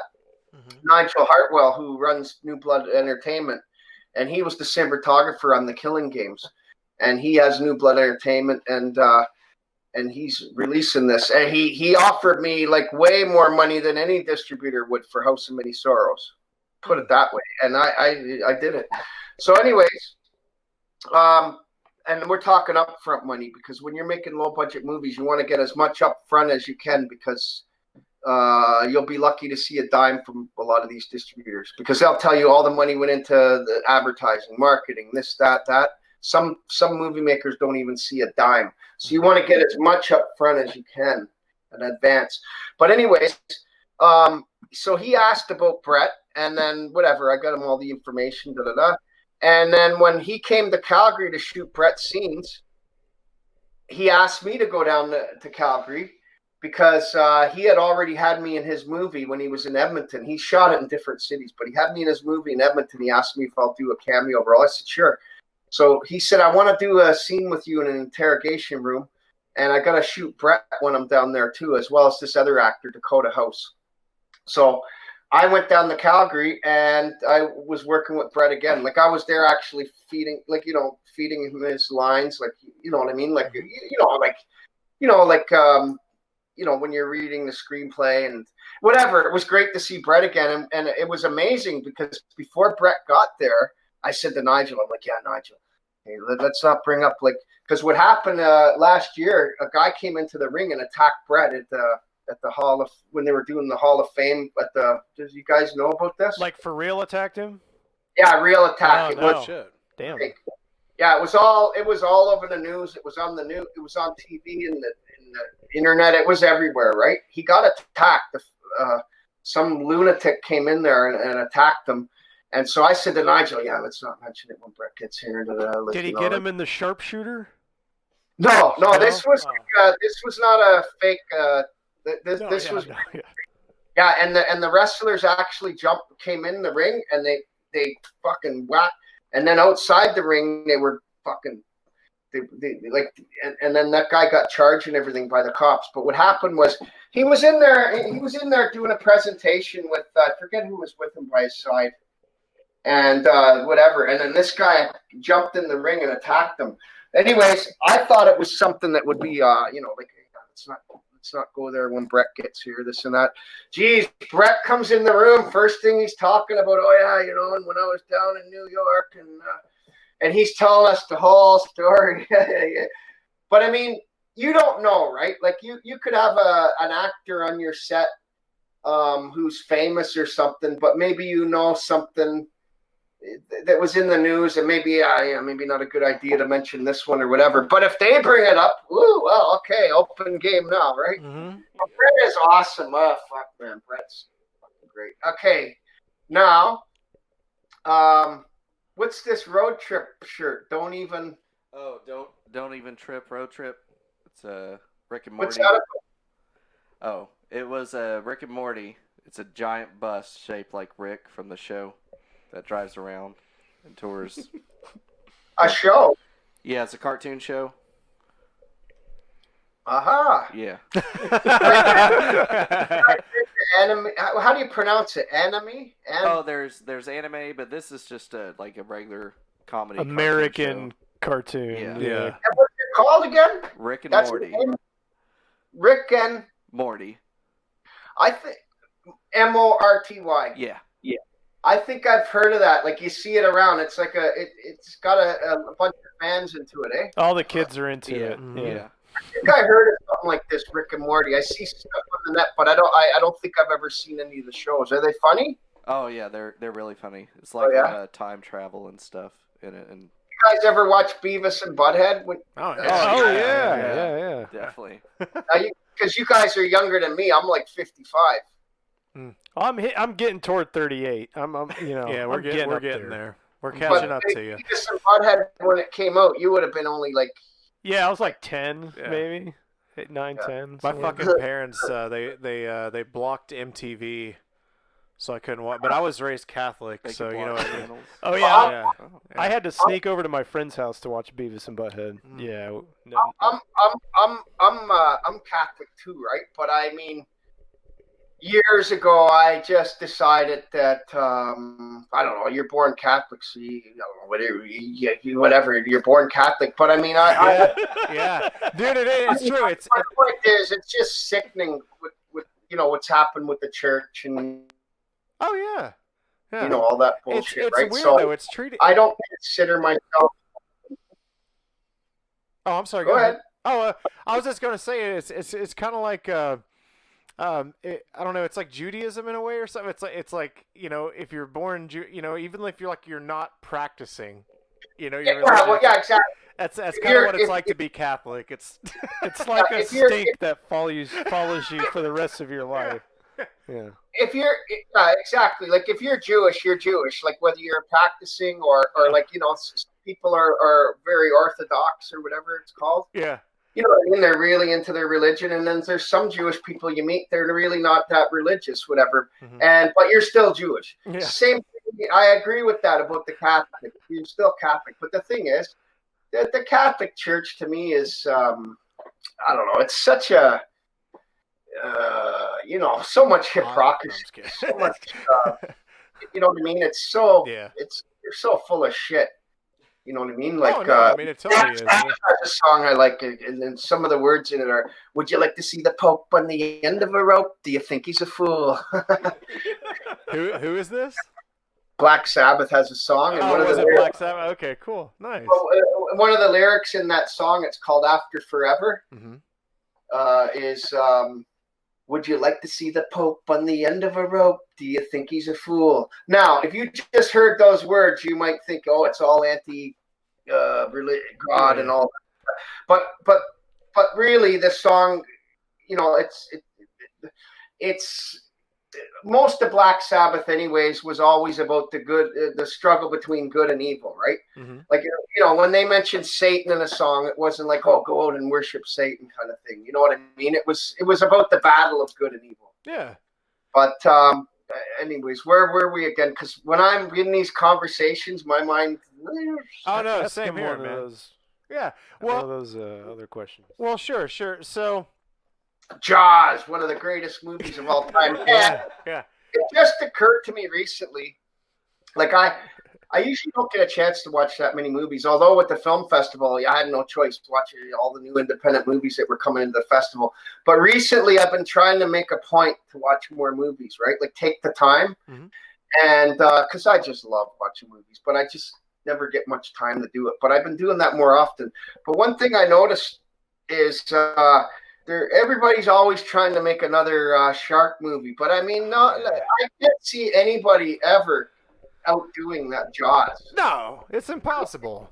Have you seen any of these movies that are coming out with these shark movies? Oh yeah, I mean the last one I think I watched was like 47 meters down. Yeah, I see that all over the place. How does that compare to Jaws?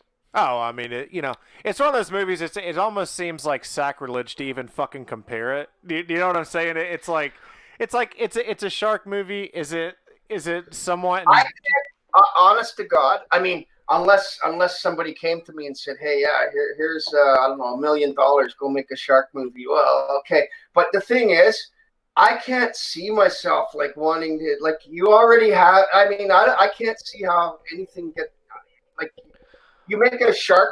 I don't know.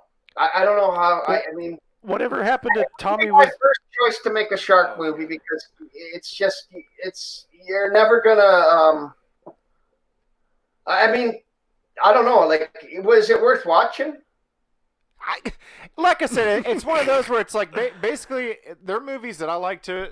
I basically call like, it's a movie. like I was saying. You've seen it. It's like you can sit there and critique it, but you almost like don't even fucking care that much. You know what I'm saying? So it's not that it's bad, but it just kind of goes in one ear, out the other, and then you forget it next summer, and you're watching, Debbie Gibson versus Mega Shark. Whatever happened to Tommy Wiseau's shark movie? Yeah, I want to. That's the shark movie I'll watch. Yeah. Who? Tommy Wiseau. Oh, him. Oh, yeah, I heard something about that. I have to see that movie too. The Room. It's on my list. It's on, Definitely want to watch it's on it. my list. It's on my list. Let's fucking fly you down from Canada. Come visit Tennessee. Yeah. I hate to say this, but I'm fucking sick of Canada. Like, I am. I don't want to get into politics because it's not a good subject to get into. But I'll tell you this: this fucking country is fucking going down the toilet. It's fucking bullshit. Anyway, but I love America. I've been to Los Angeles. I've been to most of the U.S. states and throughout the U.S. and I love going down the United States. We would be happy to have you. I just, there's a lot of things that turn my stomach about Canada. One of them is that we have something up here called Telefilm. It's a government fund that gives filmmakers money. Yeah, I've heard of it. Inevitably, it's the same filmmakers that always seem to get the money, and the filmmaker, it's usually the same old bullshit. I applied to them one time. I went through the application process. I mean, you did everything except give blood, man. It was. I'm telling you, I never seen anything like it. And then anyway, they turned me down for money. Then they called me on the phone and talked for about an hour about why they weren't giving me the money, whatever. And you know what? I vowed I'd never fucking apply to the government for a fucking dime again. But the thing is, I don't know. Canada is great in a lot of ways. Like, it's a great country in a lot of ways, but in a lot of other ways, it's totally sickening what's happening in this country. Anyway, let's leave all the politics. Yeah, right. I wanted to ask you too, actually, while we're talking about Canada. So, like, well, no, I had a couple of questions. I guess a better way to put it. But, like, as far as you as a filmmaker there, I guess, like, relatively, independent and everything like that. Do you have a status there? Because, like, the main reason I ask is when I was watching the special features on Things, I thought it was really cool. They had you on the news and stuff. You're doing, like, promotion for your film, and I just thought that was the coolest fucking thing. You don't see that shit. We have late night shows. Like, people will go on, like, Conan O'Brien or something and promote their film, but the news isn't going to talk about it. I was on a talk show once, too. You were on what? I was on a talk show once. It was an hour-long talk show, and I got crucified by the audience. But they want to take me back because it was the highest-rated fucking show that I guess they ever had or some shit. Okay. And after I did that show, I was on my way to Cape Breton on a bus, and there was fucking people, like, coming up to me, hey, I seen you on TV on that show. And then, anyway, I don't want to talk too much about that show, but I said some things on that show that I'd like to get a copy of that show someday, but I don't know. But anyway, my point is, I don't, I believe, there's a certain amount of people here who know who I am, like that, like horror movies and stuff like that. And we're talking about your diehards, like diehards that, not just your mainstream horror person that goes to watch the newest, I don't know, It or something, and just watch mainstream horror, but people on the fringes, you know what I mean? Like, kind of like you guys. Yeah. You know what I mean? That go into those, there's those kind of people, a lot of them. I was surprised when we did the DVD launch for Things. I paid a bunch of money to Rue Morgue magazine. They had the festival. What was it called? Not the festival. It was called the Rue Morgue. Yeah, Rue Morgue. What the hell did they call it? Rue Morgue. I can't remember now, but it's a convention, of horror convention. Sure. Back in the day when DVD was, and I thought, hey Andy, why don't I rent a table and we'll launch it there and all this. I was actually shocked. I could not believe how many people were coming up asking for autographs, asking for pictures, everything, man. I'm serious. I could not believe it. And so there's people that are in the horror world that know who I am and stuff.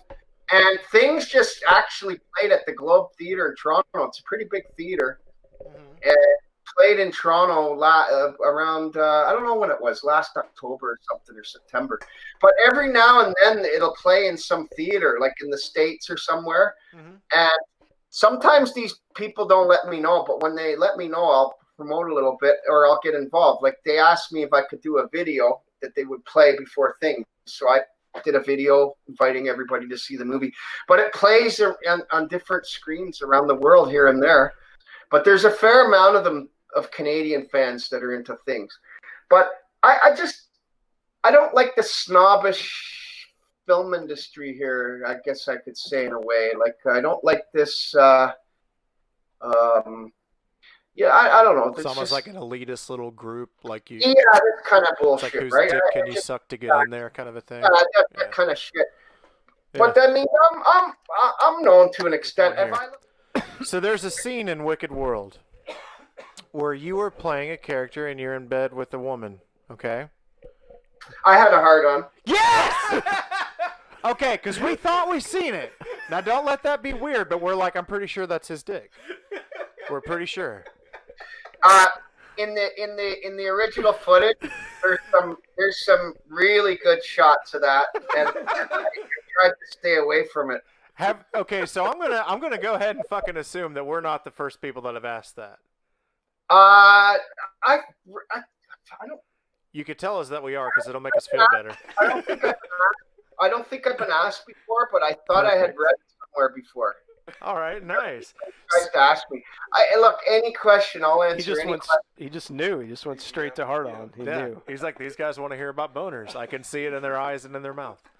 And the funny part about this is that I didn't choose her or the other girl in the movie because I said to Shapir Irani at the time, who was putting a few bucks in the movie, I said, how can I interview the girl or have an audition with the girl who's going to be in the scene with me? Like, it just doesn't come off as right. I said, so I got him to go down to this place I found called Nude Canada Pageant for this one girl. She said she's going to go topless and everything. She's actually in boarding house. And was it boarding? No, not boarding house. She's in Sledgehammer. We found out later. I mean, okay. Sledgehammer. And I said, yeah, this Nude Canada Pageant, like they got girls there. I guess he walked in and this girl was working and she was at the front desk or something. And he didn't even meet any other girls or anything. He chose her and she said, oh yeah, I'll go topless. And when she got to the movie, she wouldn't go topless. She just showed her ass. Like she goes into the shower in part of Wicked World, we see her ass.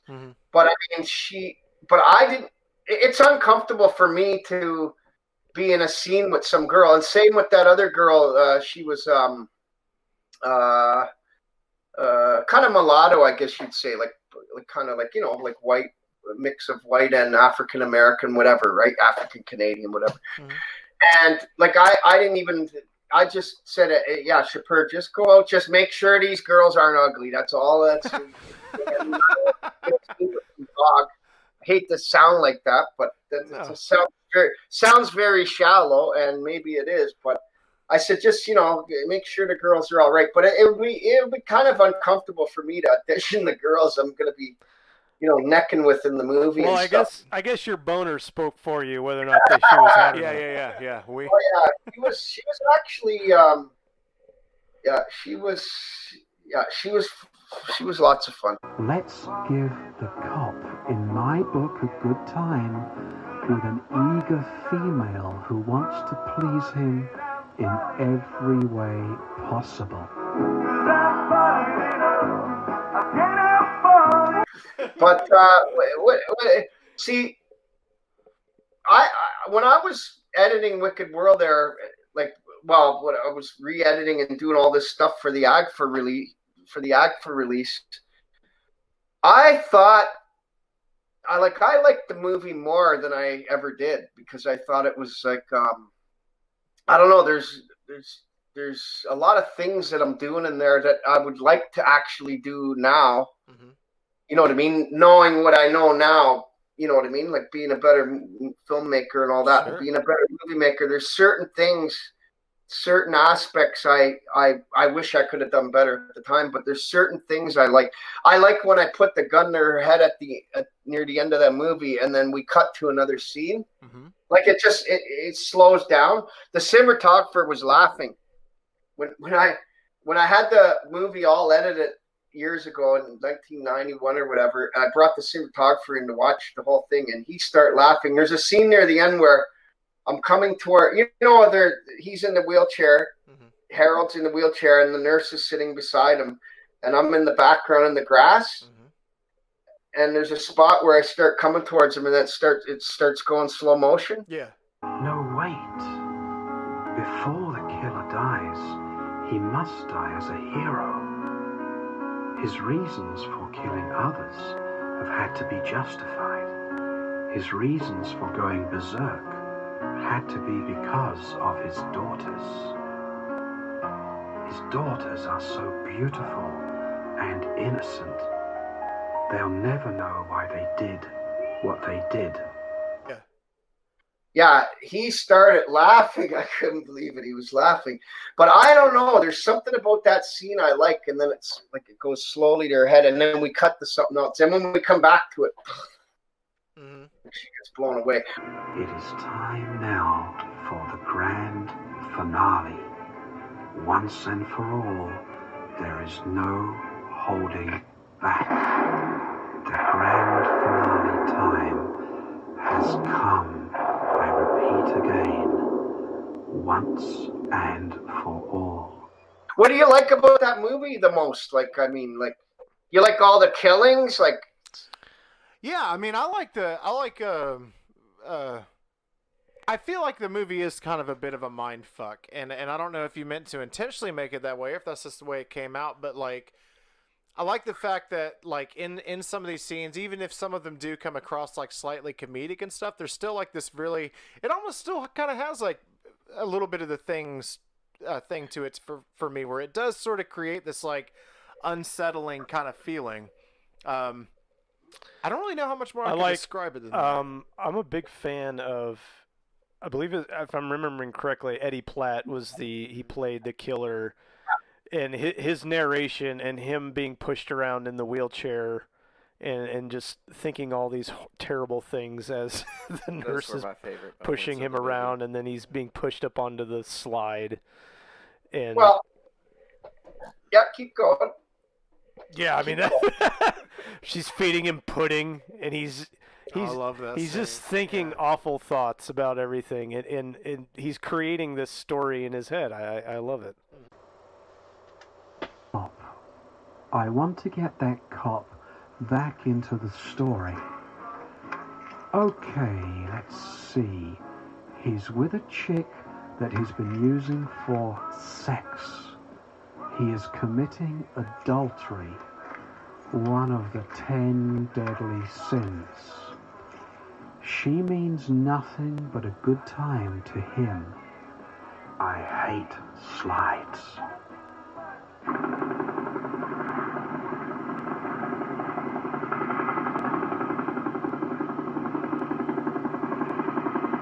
I hate helicopters. I hate life. Well, remember I was telling you guys earlier that when I'm writing, it just, whatever, it all comes out, and I click that back on, and just whatever's in the subconscious. But the problem part of this movie, not the problem, but the challenge I had with this movie was, okay, I don't got any money, I don't got to do whatever, but you know what I mean? I'm working. I can gather up a certain amount of money and see if I can get some people to throw in some money, which I got a little bit. from Shapur, and Eddie threw in a little bit of money here and there too. But I thought, how can I do this movie? Like when I'm writing stuff, that comes very quick. Like, you know what I mean? What I'm creating, that comes fast. But the challenge is, how are you going to make a movie on a low budget, and how could I do it on weekends over time, but that it all fits together? So I'm going to need, if I have maybe I have a killer and he does isolated killings, so that 3 months later somebody's hair isn't like this, or, you know, it's hard to match how they looked back then, or maybe they had a mustache or a beard, now they're shaved or whatever, right? So I thought, okay, we can have isolated killings happening in apartments, how in the woods, here, there, whatever. So that, like, when I talk about writing itself, that comes to me generally really fast. I just start writing, and I don't know, things just keep coming. But the challenge is, how can you make a movie over time? You know what I mean? Like, when you have the money, you shoot on, like, hey, I got the money now, so we're going to shoot in 3 weeks. We'll shoot on this weekend or whatever, right? So the challenge is, how can I do that, but and then make a movie? Okay, I'm going to need one actor I can rely on that'll be the killer, and then he can just kill people, like, you know what I mean? Isolated killings. So that's something that, you know, that's a challenge there. Okay, so I can just go shoot this on a Saturday, and then we kill all those people. We never got to worry about them again. But we need the guy playing the killer to keep coming back. But who's going to be that guy? I met Eddie Platt at the video gore store. Bruce Roach from Things with the chainsaw. He comes in chainsawing the things. Well, He ran the video store, didn't he? Or... ran the video gore store, and I showed up there one day to see how Things was doing after Mel Lieberman released it on VHS. And but he wasn't there. He was late. And this guy's outside, this guy Eddie Platt, and we just start talking to each other, and I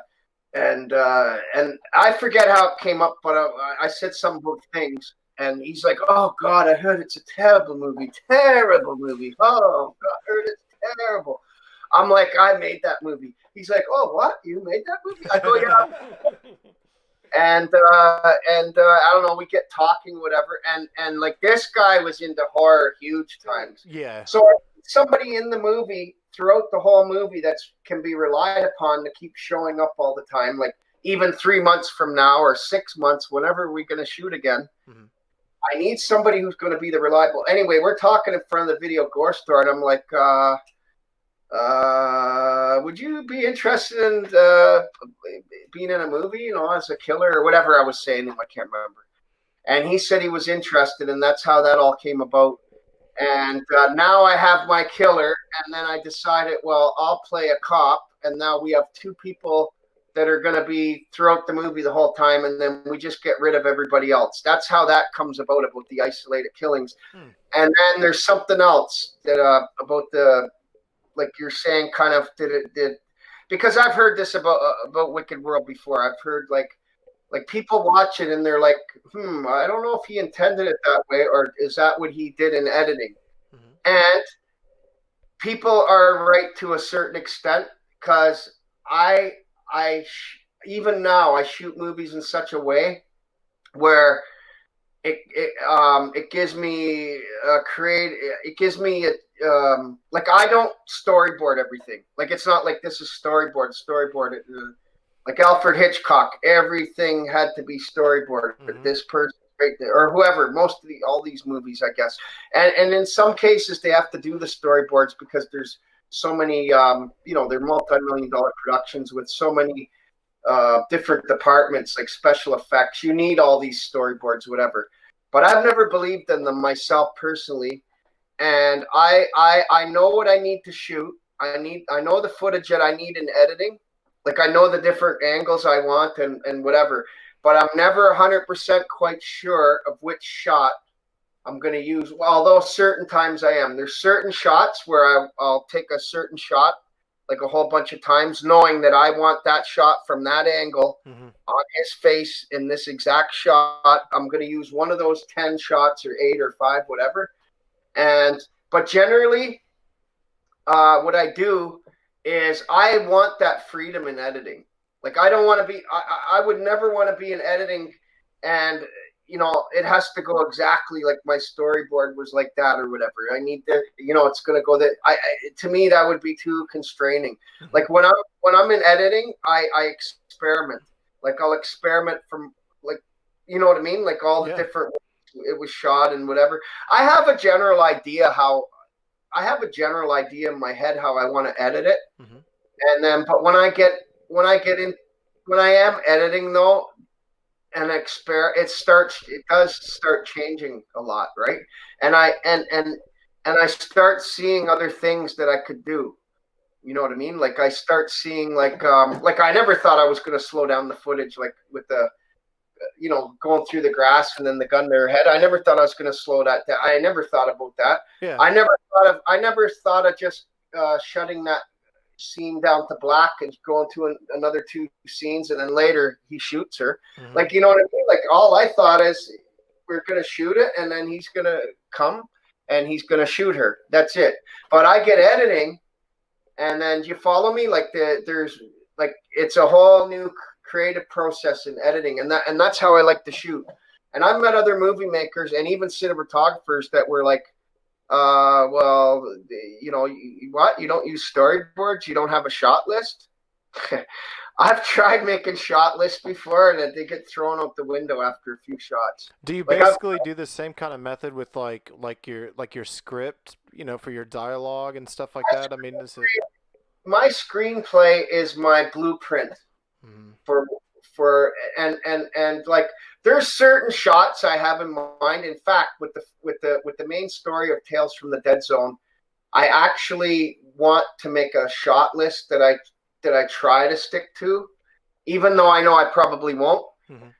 But there's certain shots though that I want for. There is some certain shots I have in my head that I want in the main story that's going to wrap around the anthology of Tales from the Dead Zone. There's certain shots that I want to have and that I want, and I am going to do a shot list, and I'm going to try my best to stick to it. However, I know right now, I shouldn't say stick to it, but I mean to get those certain shots that I want, I'm going to stick to those shots. It's like bullet points or something. There's certain stuff that I know I want, but when I'm there directing, I'm there like directing, and like there's something I see, right? Like, oh, wait a second. You know what I mean? Like sometimes there's something I see or something at the location I didn't notice before. Okay, boom. You know what? We're gonna take the camera. We're gonna get this other shot over here, or he's gonna say that. I like having that freedom, and like and then I love having the freedom in editing. Like I have you can change. You guys might know this anyways. You edit. You all do stuff. Like and I've heard some other movie makers say stuff like, "Oh, the magic took place in the editing, whatever." Right? And I'm becoming a better editor too. Like after editing so many things, I'm becoming a better editor, right? But getting back to House of Many Sorrows, it's more of a psychological thriller, although it falls in the horror thing. It's different than all the other stuff you're seeing. So, and it's a slower pace, a very slow pace. So I hope you're gonna enjoy it. But you're gonna see, and I shot it on dirt cheap, and I shot it in 9.5 days. House of Many Sorrows. Nice. I shot it in 9.5 days, and but it's like in my opinion anyway. I think I'm getting better as an editor as well and a movie maker. Well, let me ask you this: so like now that because with things and stuff like that, with it all being shot on film, like whenever you were with it being like kind of like a shoestring budget project, do you find it easier to when you came across issues like either we're low on film, we're going to have to cut some, we're going to have to like revamp things. Do you kind of miss like the spontaneity of that in comparison to now that everything's digital? Like you can exercise so many points that I'm in the David Cronenberg school of thinking when it comes to film over digital. Okay. Like Cronenberg, I've read one interview in particular where he does not miss film at all, and I don't miss film either. Film has a certain beautiful look to it, and but it's a nightmare. I mean, geez, if you get like a pinhole of light, like changing the film from the from the camera, changing it, it's got to go in a black bag to film itself, the reel. So it's got to go into this black bag, and you're thinking in your head, oh my God, if a ray of light got in there, or if there's a piece of dust or something on the lens, it's just, and it's expensive as hell. I don't personally miss it because you have to take the first of all, I would never want to edit on film itself. Like the way these guys did it years ago, and one of the cinematographer for Wicked World, I'd go to visit him, and he had this big, what's it called? Something Steen. I can't remember the name of it. It's a big thing anyway, where you edit the film. You're splicing the film. You're taking actual film and splicing this and splicing that, and like I mean, I'm not discounting it. I was thinking about it actually yesterday, and even the day before, I was thinking it would be nice to shoot on film again, right? But I still would want it transferred. I would want that film transferred digitally and then edit the digital. I would never want to be editing on cutting film and I just wasn't really sure if it had any kind of like miss it, and I don't miss it. Who's your favorite filmmakers? Like movie makers, like Hollywood kind of, like people with big bucks. Oh, bigger. Go ahead. I would say Hollywood. Takashi Miike is probably, if you're looking at another director, I really like it. Takashi Miike. I've heard of him. What's he made? Oh, Gozu is one of those classics. Gozu? Gozu, yeah. Got Dead or Alive. Dead or Alive. I heard of Dead or Alive. Yeah. 13 Assassins. Hey, I have friends of mine and stuff. They'll say, "What? You haven't seen Fight Club, or you haven't seen, I don't know, different movies?" I'm like, "No, I don't get a chance to watch that many movies." And it's like, "What?" Yeah. And I feel bad because I can't. You know what I mean? I can't give you that reference to certain movies that I should have watched, whatever. But the thing is, as I was saying earlier, I've made a point now that, you know what, I love watching movies. That's what I love. But I'm making a point now that, you know what, I got to start watching more movies. That's what I love to do, and I got to take the time. As busy as I am doing all of these, whatever I'm doing, all kinds of different things all the time, I'm like, I got to take the time out. Like I seen Psycho today for the first time ever. Oh, wow. Okay. I've seen clips of it. I've started to watch it before, and I just never. But the last 2 weekends I had it in my head, and I've always had in my head, I got to see more Alfred Hitchcock movies. Like he was a master of how he did certain things and whatever. And I said I got. So I watched Dial M for Murder last weekend, and this weekend I watched all of Psycho, and I want to watch all of Rear Window. Did you guys ever see any of these movies? Rear Window, I've seen. It's Window is supposed to be a masterpiece. Did you guys see that? I haven't seen that either. No, I haven't. But my point is, from a movie maker's point of view, like, they might not be the most entertaining movies, whatever, but it just, like I want to watch his movies more from a style point of view, like how he's doing certain things, right? Like sure. Stuff like that. I'm not one of those people who likes to copycat, but I like to be inspired by certain, you know what I mean, by certain movie makers and stuff. I don't believe in copycatting. I don't. Harmony Korine is probably my favorite. Are you familiar with him? No. He did. Who is his name? Harmony Korine. Harmony. He did Oh, Gummo and. I've seen that movie. That's how I heard of him. Yeah. Gummo was pretty wild. I love him, man. Yeah. His newest. No, I have heard of him because I seen Gummo. That Gummo is. That's quite original. Like. Yeah. I would love to sit down and pick that fucking dude's brain too. He's. Well, why don't you email him and ask him if he can come on your show? Let's do it. That's a good. Will you talk to him with me, because that would make me. I don't know him, but I mean, that's all you gotta do is email people. That's true. Say, yeah. like, hey, we'd like to have you on the show. Why not? I mean, you got to ask or you're never going to know. Patrick's favorite. Oh, yeah. And oh, yeah. It's jumped from like Marvel movies and then into Ari Aster. Like, I like a lot of his stuff that he's been doing lately. Hey, Ari Aster, you guys are bringing me up to speed on some of the stuff going on now. Who's Ari Aster? He did Hereditary and I haven't seen Hereditary. Is it great? It's a really good one. Midsummer. The Midsummers. Yeah, that's awesome. I keep seeing Midsummer on, I think it's either Prime or Netflix. Mm-hmm. Like, I keep seeing it there, and I'm like, do I really want to watch this? I don't know, the artwork is what's keeping me away from it. Like, I see something with leaves on a guy's head. I'm like, am I in the mood for it? But I mean, I'm ready to watch it. It's like a cult kind of mushroom trip kind of thing. Yeah, it's pretty good. I've been ready to watch it a few times. I'm like, should I start watching this or not? It's like and then I haven't done it. It's like a reimagining of the Wicker Man in a lot of ways. You must have seen Joker. Oh, yeah. Yeah. What did you think of that? Oh, I actually enjoyed it. I did think it was, I thought it was a bit on the long side, but I really enjoyed it. I love that dark, gritty, you know, that gritty, you know what I mean by gritty and dark? Oh, yeah. I love that kind of stuff. That's what I love. Yeah, downright depressing. Yeah. I love that kind of shit. I don't know what it is, man.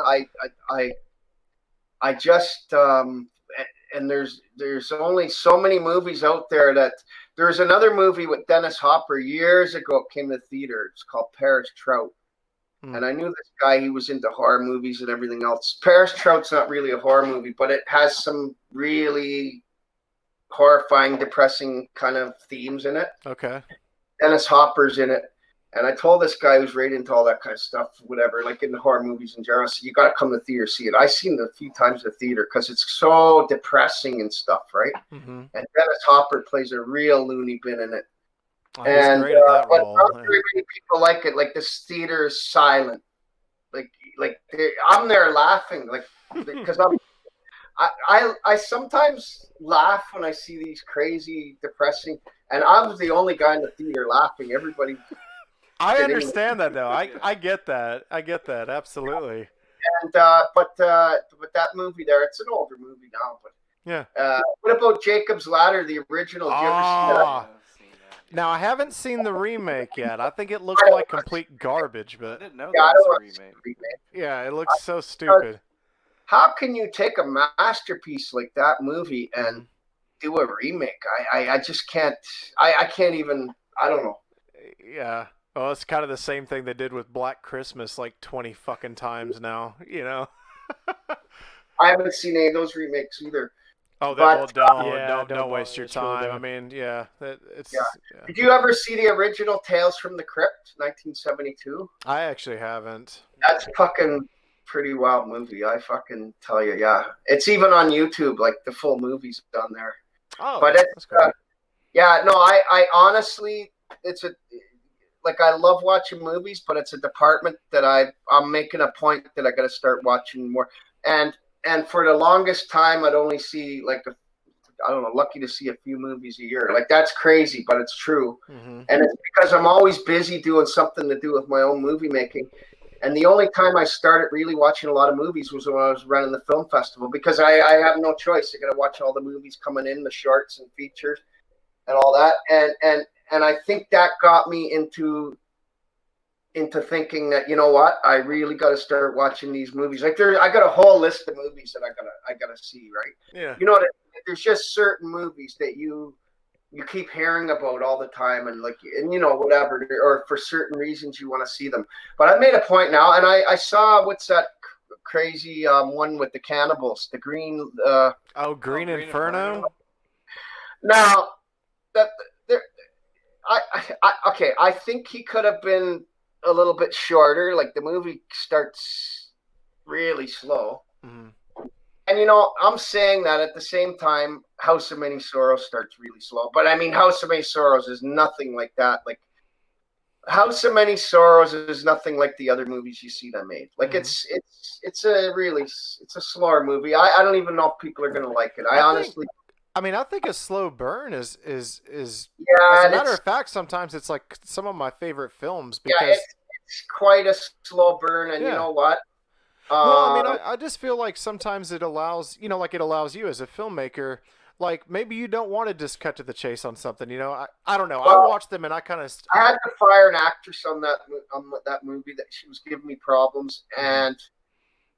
and the movie is not 100% how I intended it to be, Mm-hmm. and and whatever, and like it's just I don't think I don't know if people are gonna like it. I honestly don't. Like I think there's gonna be some people who like it, but it's like I say, it's more of a psychological thriller, and it was shot on Peanuts. Like it was shot on Peanuts. Well, I think, I mean, if there's many things to be said about you, but one for sure is the fact that, obviously, we admit we haven't not seen all of your movies yet, but I mean, as far as originality goes and stuff like that, I think there's something to be said for that I've never seen anything like things. We've never seen anything like Wicked World. So I'm just kind of assuming that, if your heart and soul is in each one of your projects, then it's probably going to resonate with your audience. You know what I mean? Yeah, So but it still has to be up somebody's alleyway. You know what I mean? Like sure. um, like like um,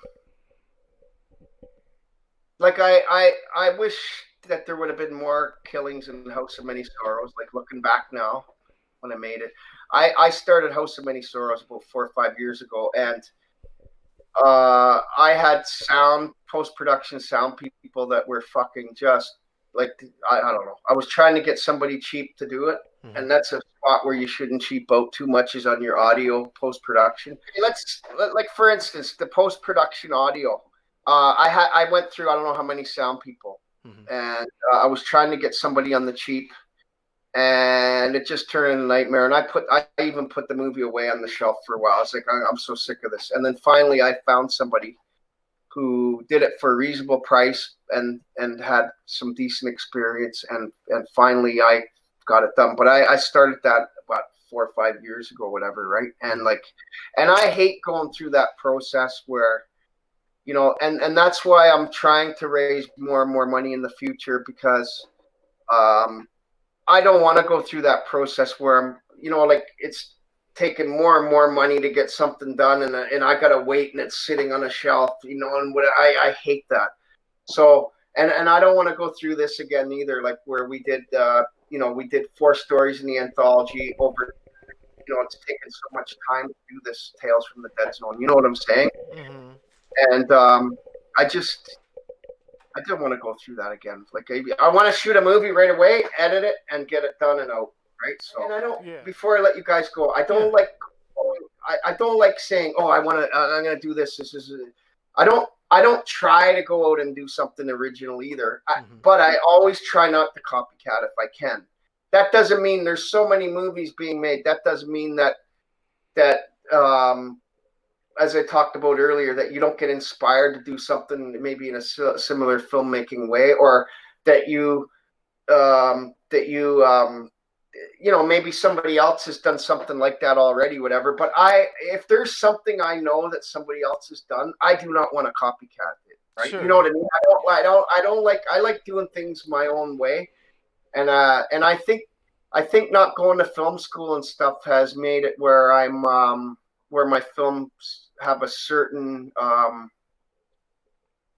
unique. People have told me before my films have a certain distinct kind of something happening, like that's different than other stuff or whatever, right? So I think that comes about because I didn't go to film school and it too.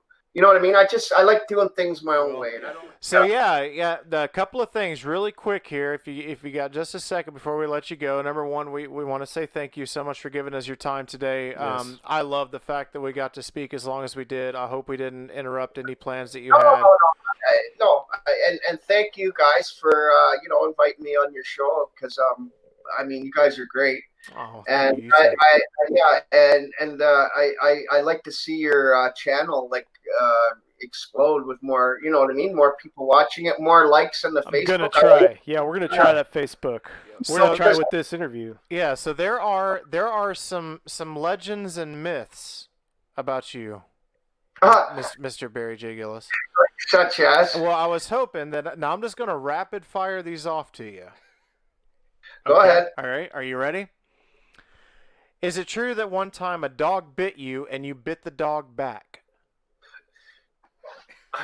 Not that I remember. When would this? Where would? How did this? Where did this even come out? Myths and legends. They come from. Yep. I don't remember that. I don't remember everybody like a dog viciously biting me. Then I bit the dog. And you bit it back. No. No, okay, here's the next one. Do you remember? I don't even know where that you found that somewhere on the internet. So you didn't make that up. You guys are playing around. No, we don't make. No. Here's one. Do you remember that time that you died on a cross to save us from our sins? Then you rose on the third day, then went to heaven. We were wondering when you're going to come back. No. Okay. That is funny. Is it true that Jaws was named after you? No. See, you guys are making this stuff up. But it's funny. Wait, here's a real one. Here's a good one. If you could name one actor that you could work with. Ray Liotta. Oh, yeah. Nice. Yeah. Okay. Can I name a few? Yeah. Okay. Ray Liotta. Sylvester Stallone's my number one. Fuck yeah. Over the Top is like my favorite movie. Speaking our language. Did you ever see Rambo 2008? Yeah. Oh, 2008. That one's a bloodbath. Yeah, brutal. It's brutal. He directed that movie too. He directed it. And before I let you go, you know my theory of why that movie's such a bloodbath? This is my theory. I've never read it nowhere, whatever. I've always thought this. His son is Sage Stallone, and he died. Sage Stallone ran his own releasing company, Cannibal Holocaust, and he was right into these horror and gore and all that. Well, he used to bring certain movies over to his father to watch sometimes, and stuff like that. But I have never seen this written anywhere. But my theory of why that movie's so violent and bloody is I always believed he wanted to show his son, like, you know what I mean? Because his son was into the gore big, huge time. Well, he was in Chaos, right? What's that? Wasn't he in that movie Chaos? His son was in one of the Rocky movies and stuff like that. Okay. I don't know about this Chaos, but what, like I say, I may be wrong, but Stallone directed that movie, and it's just a bloodbath. That, you know, the one I mean, the 2008. Oh, yeah. Yep. I just watched it again yesterday because there's another podcast said I don't know, however they're doing their podcast, that I can pick a movie and then everybody watches it, like the people that are on there doing their podcast, and then we all talk about the movie. So I said Rambo 2008. And I just watched it again yesterday. I mean, that movie's a bloodbath, and it shows some reality, like the women being raped. You know what I mean? It's whatever definitely difficult to watch for sure. Yeah, kids getting blown up and shit. And even at the beginning of the movie, it's showing, like, you know, I don't know if this footage. I don't know if they went out and shot the footage or if it's real footage from Burma, but showing like heads cut off and.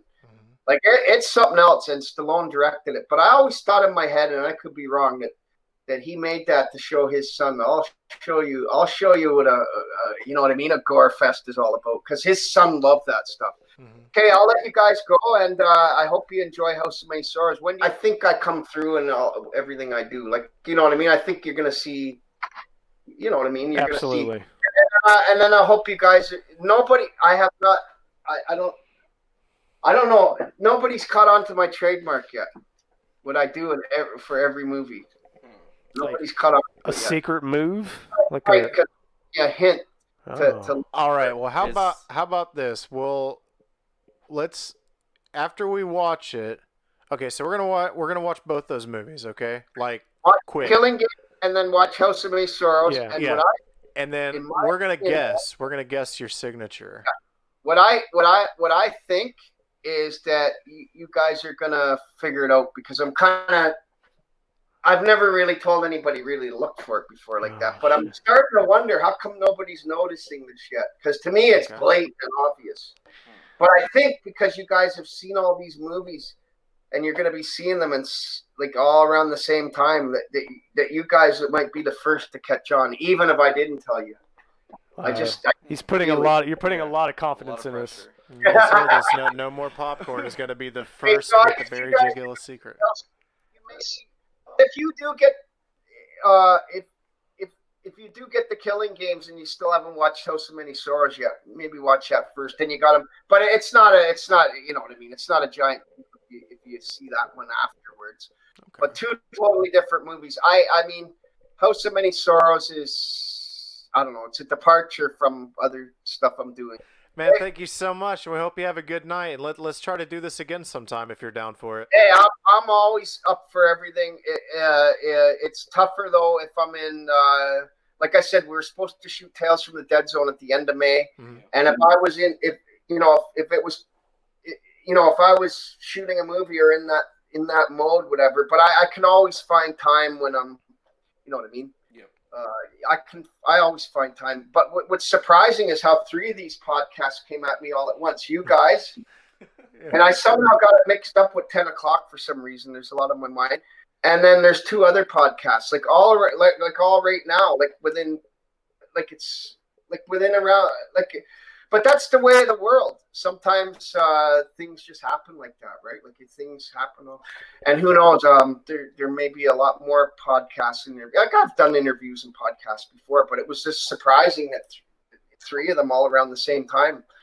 Okay, guys, you guys have a great night. I'm gonna send you a screener now, and then I don't know, whatever.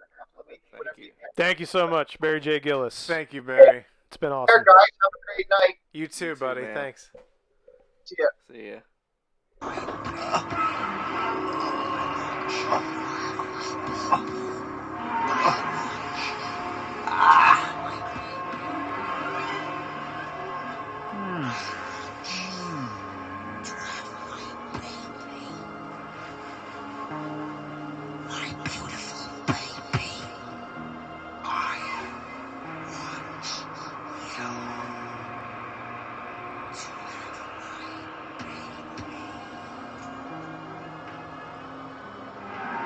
This'll do the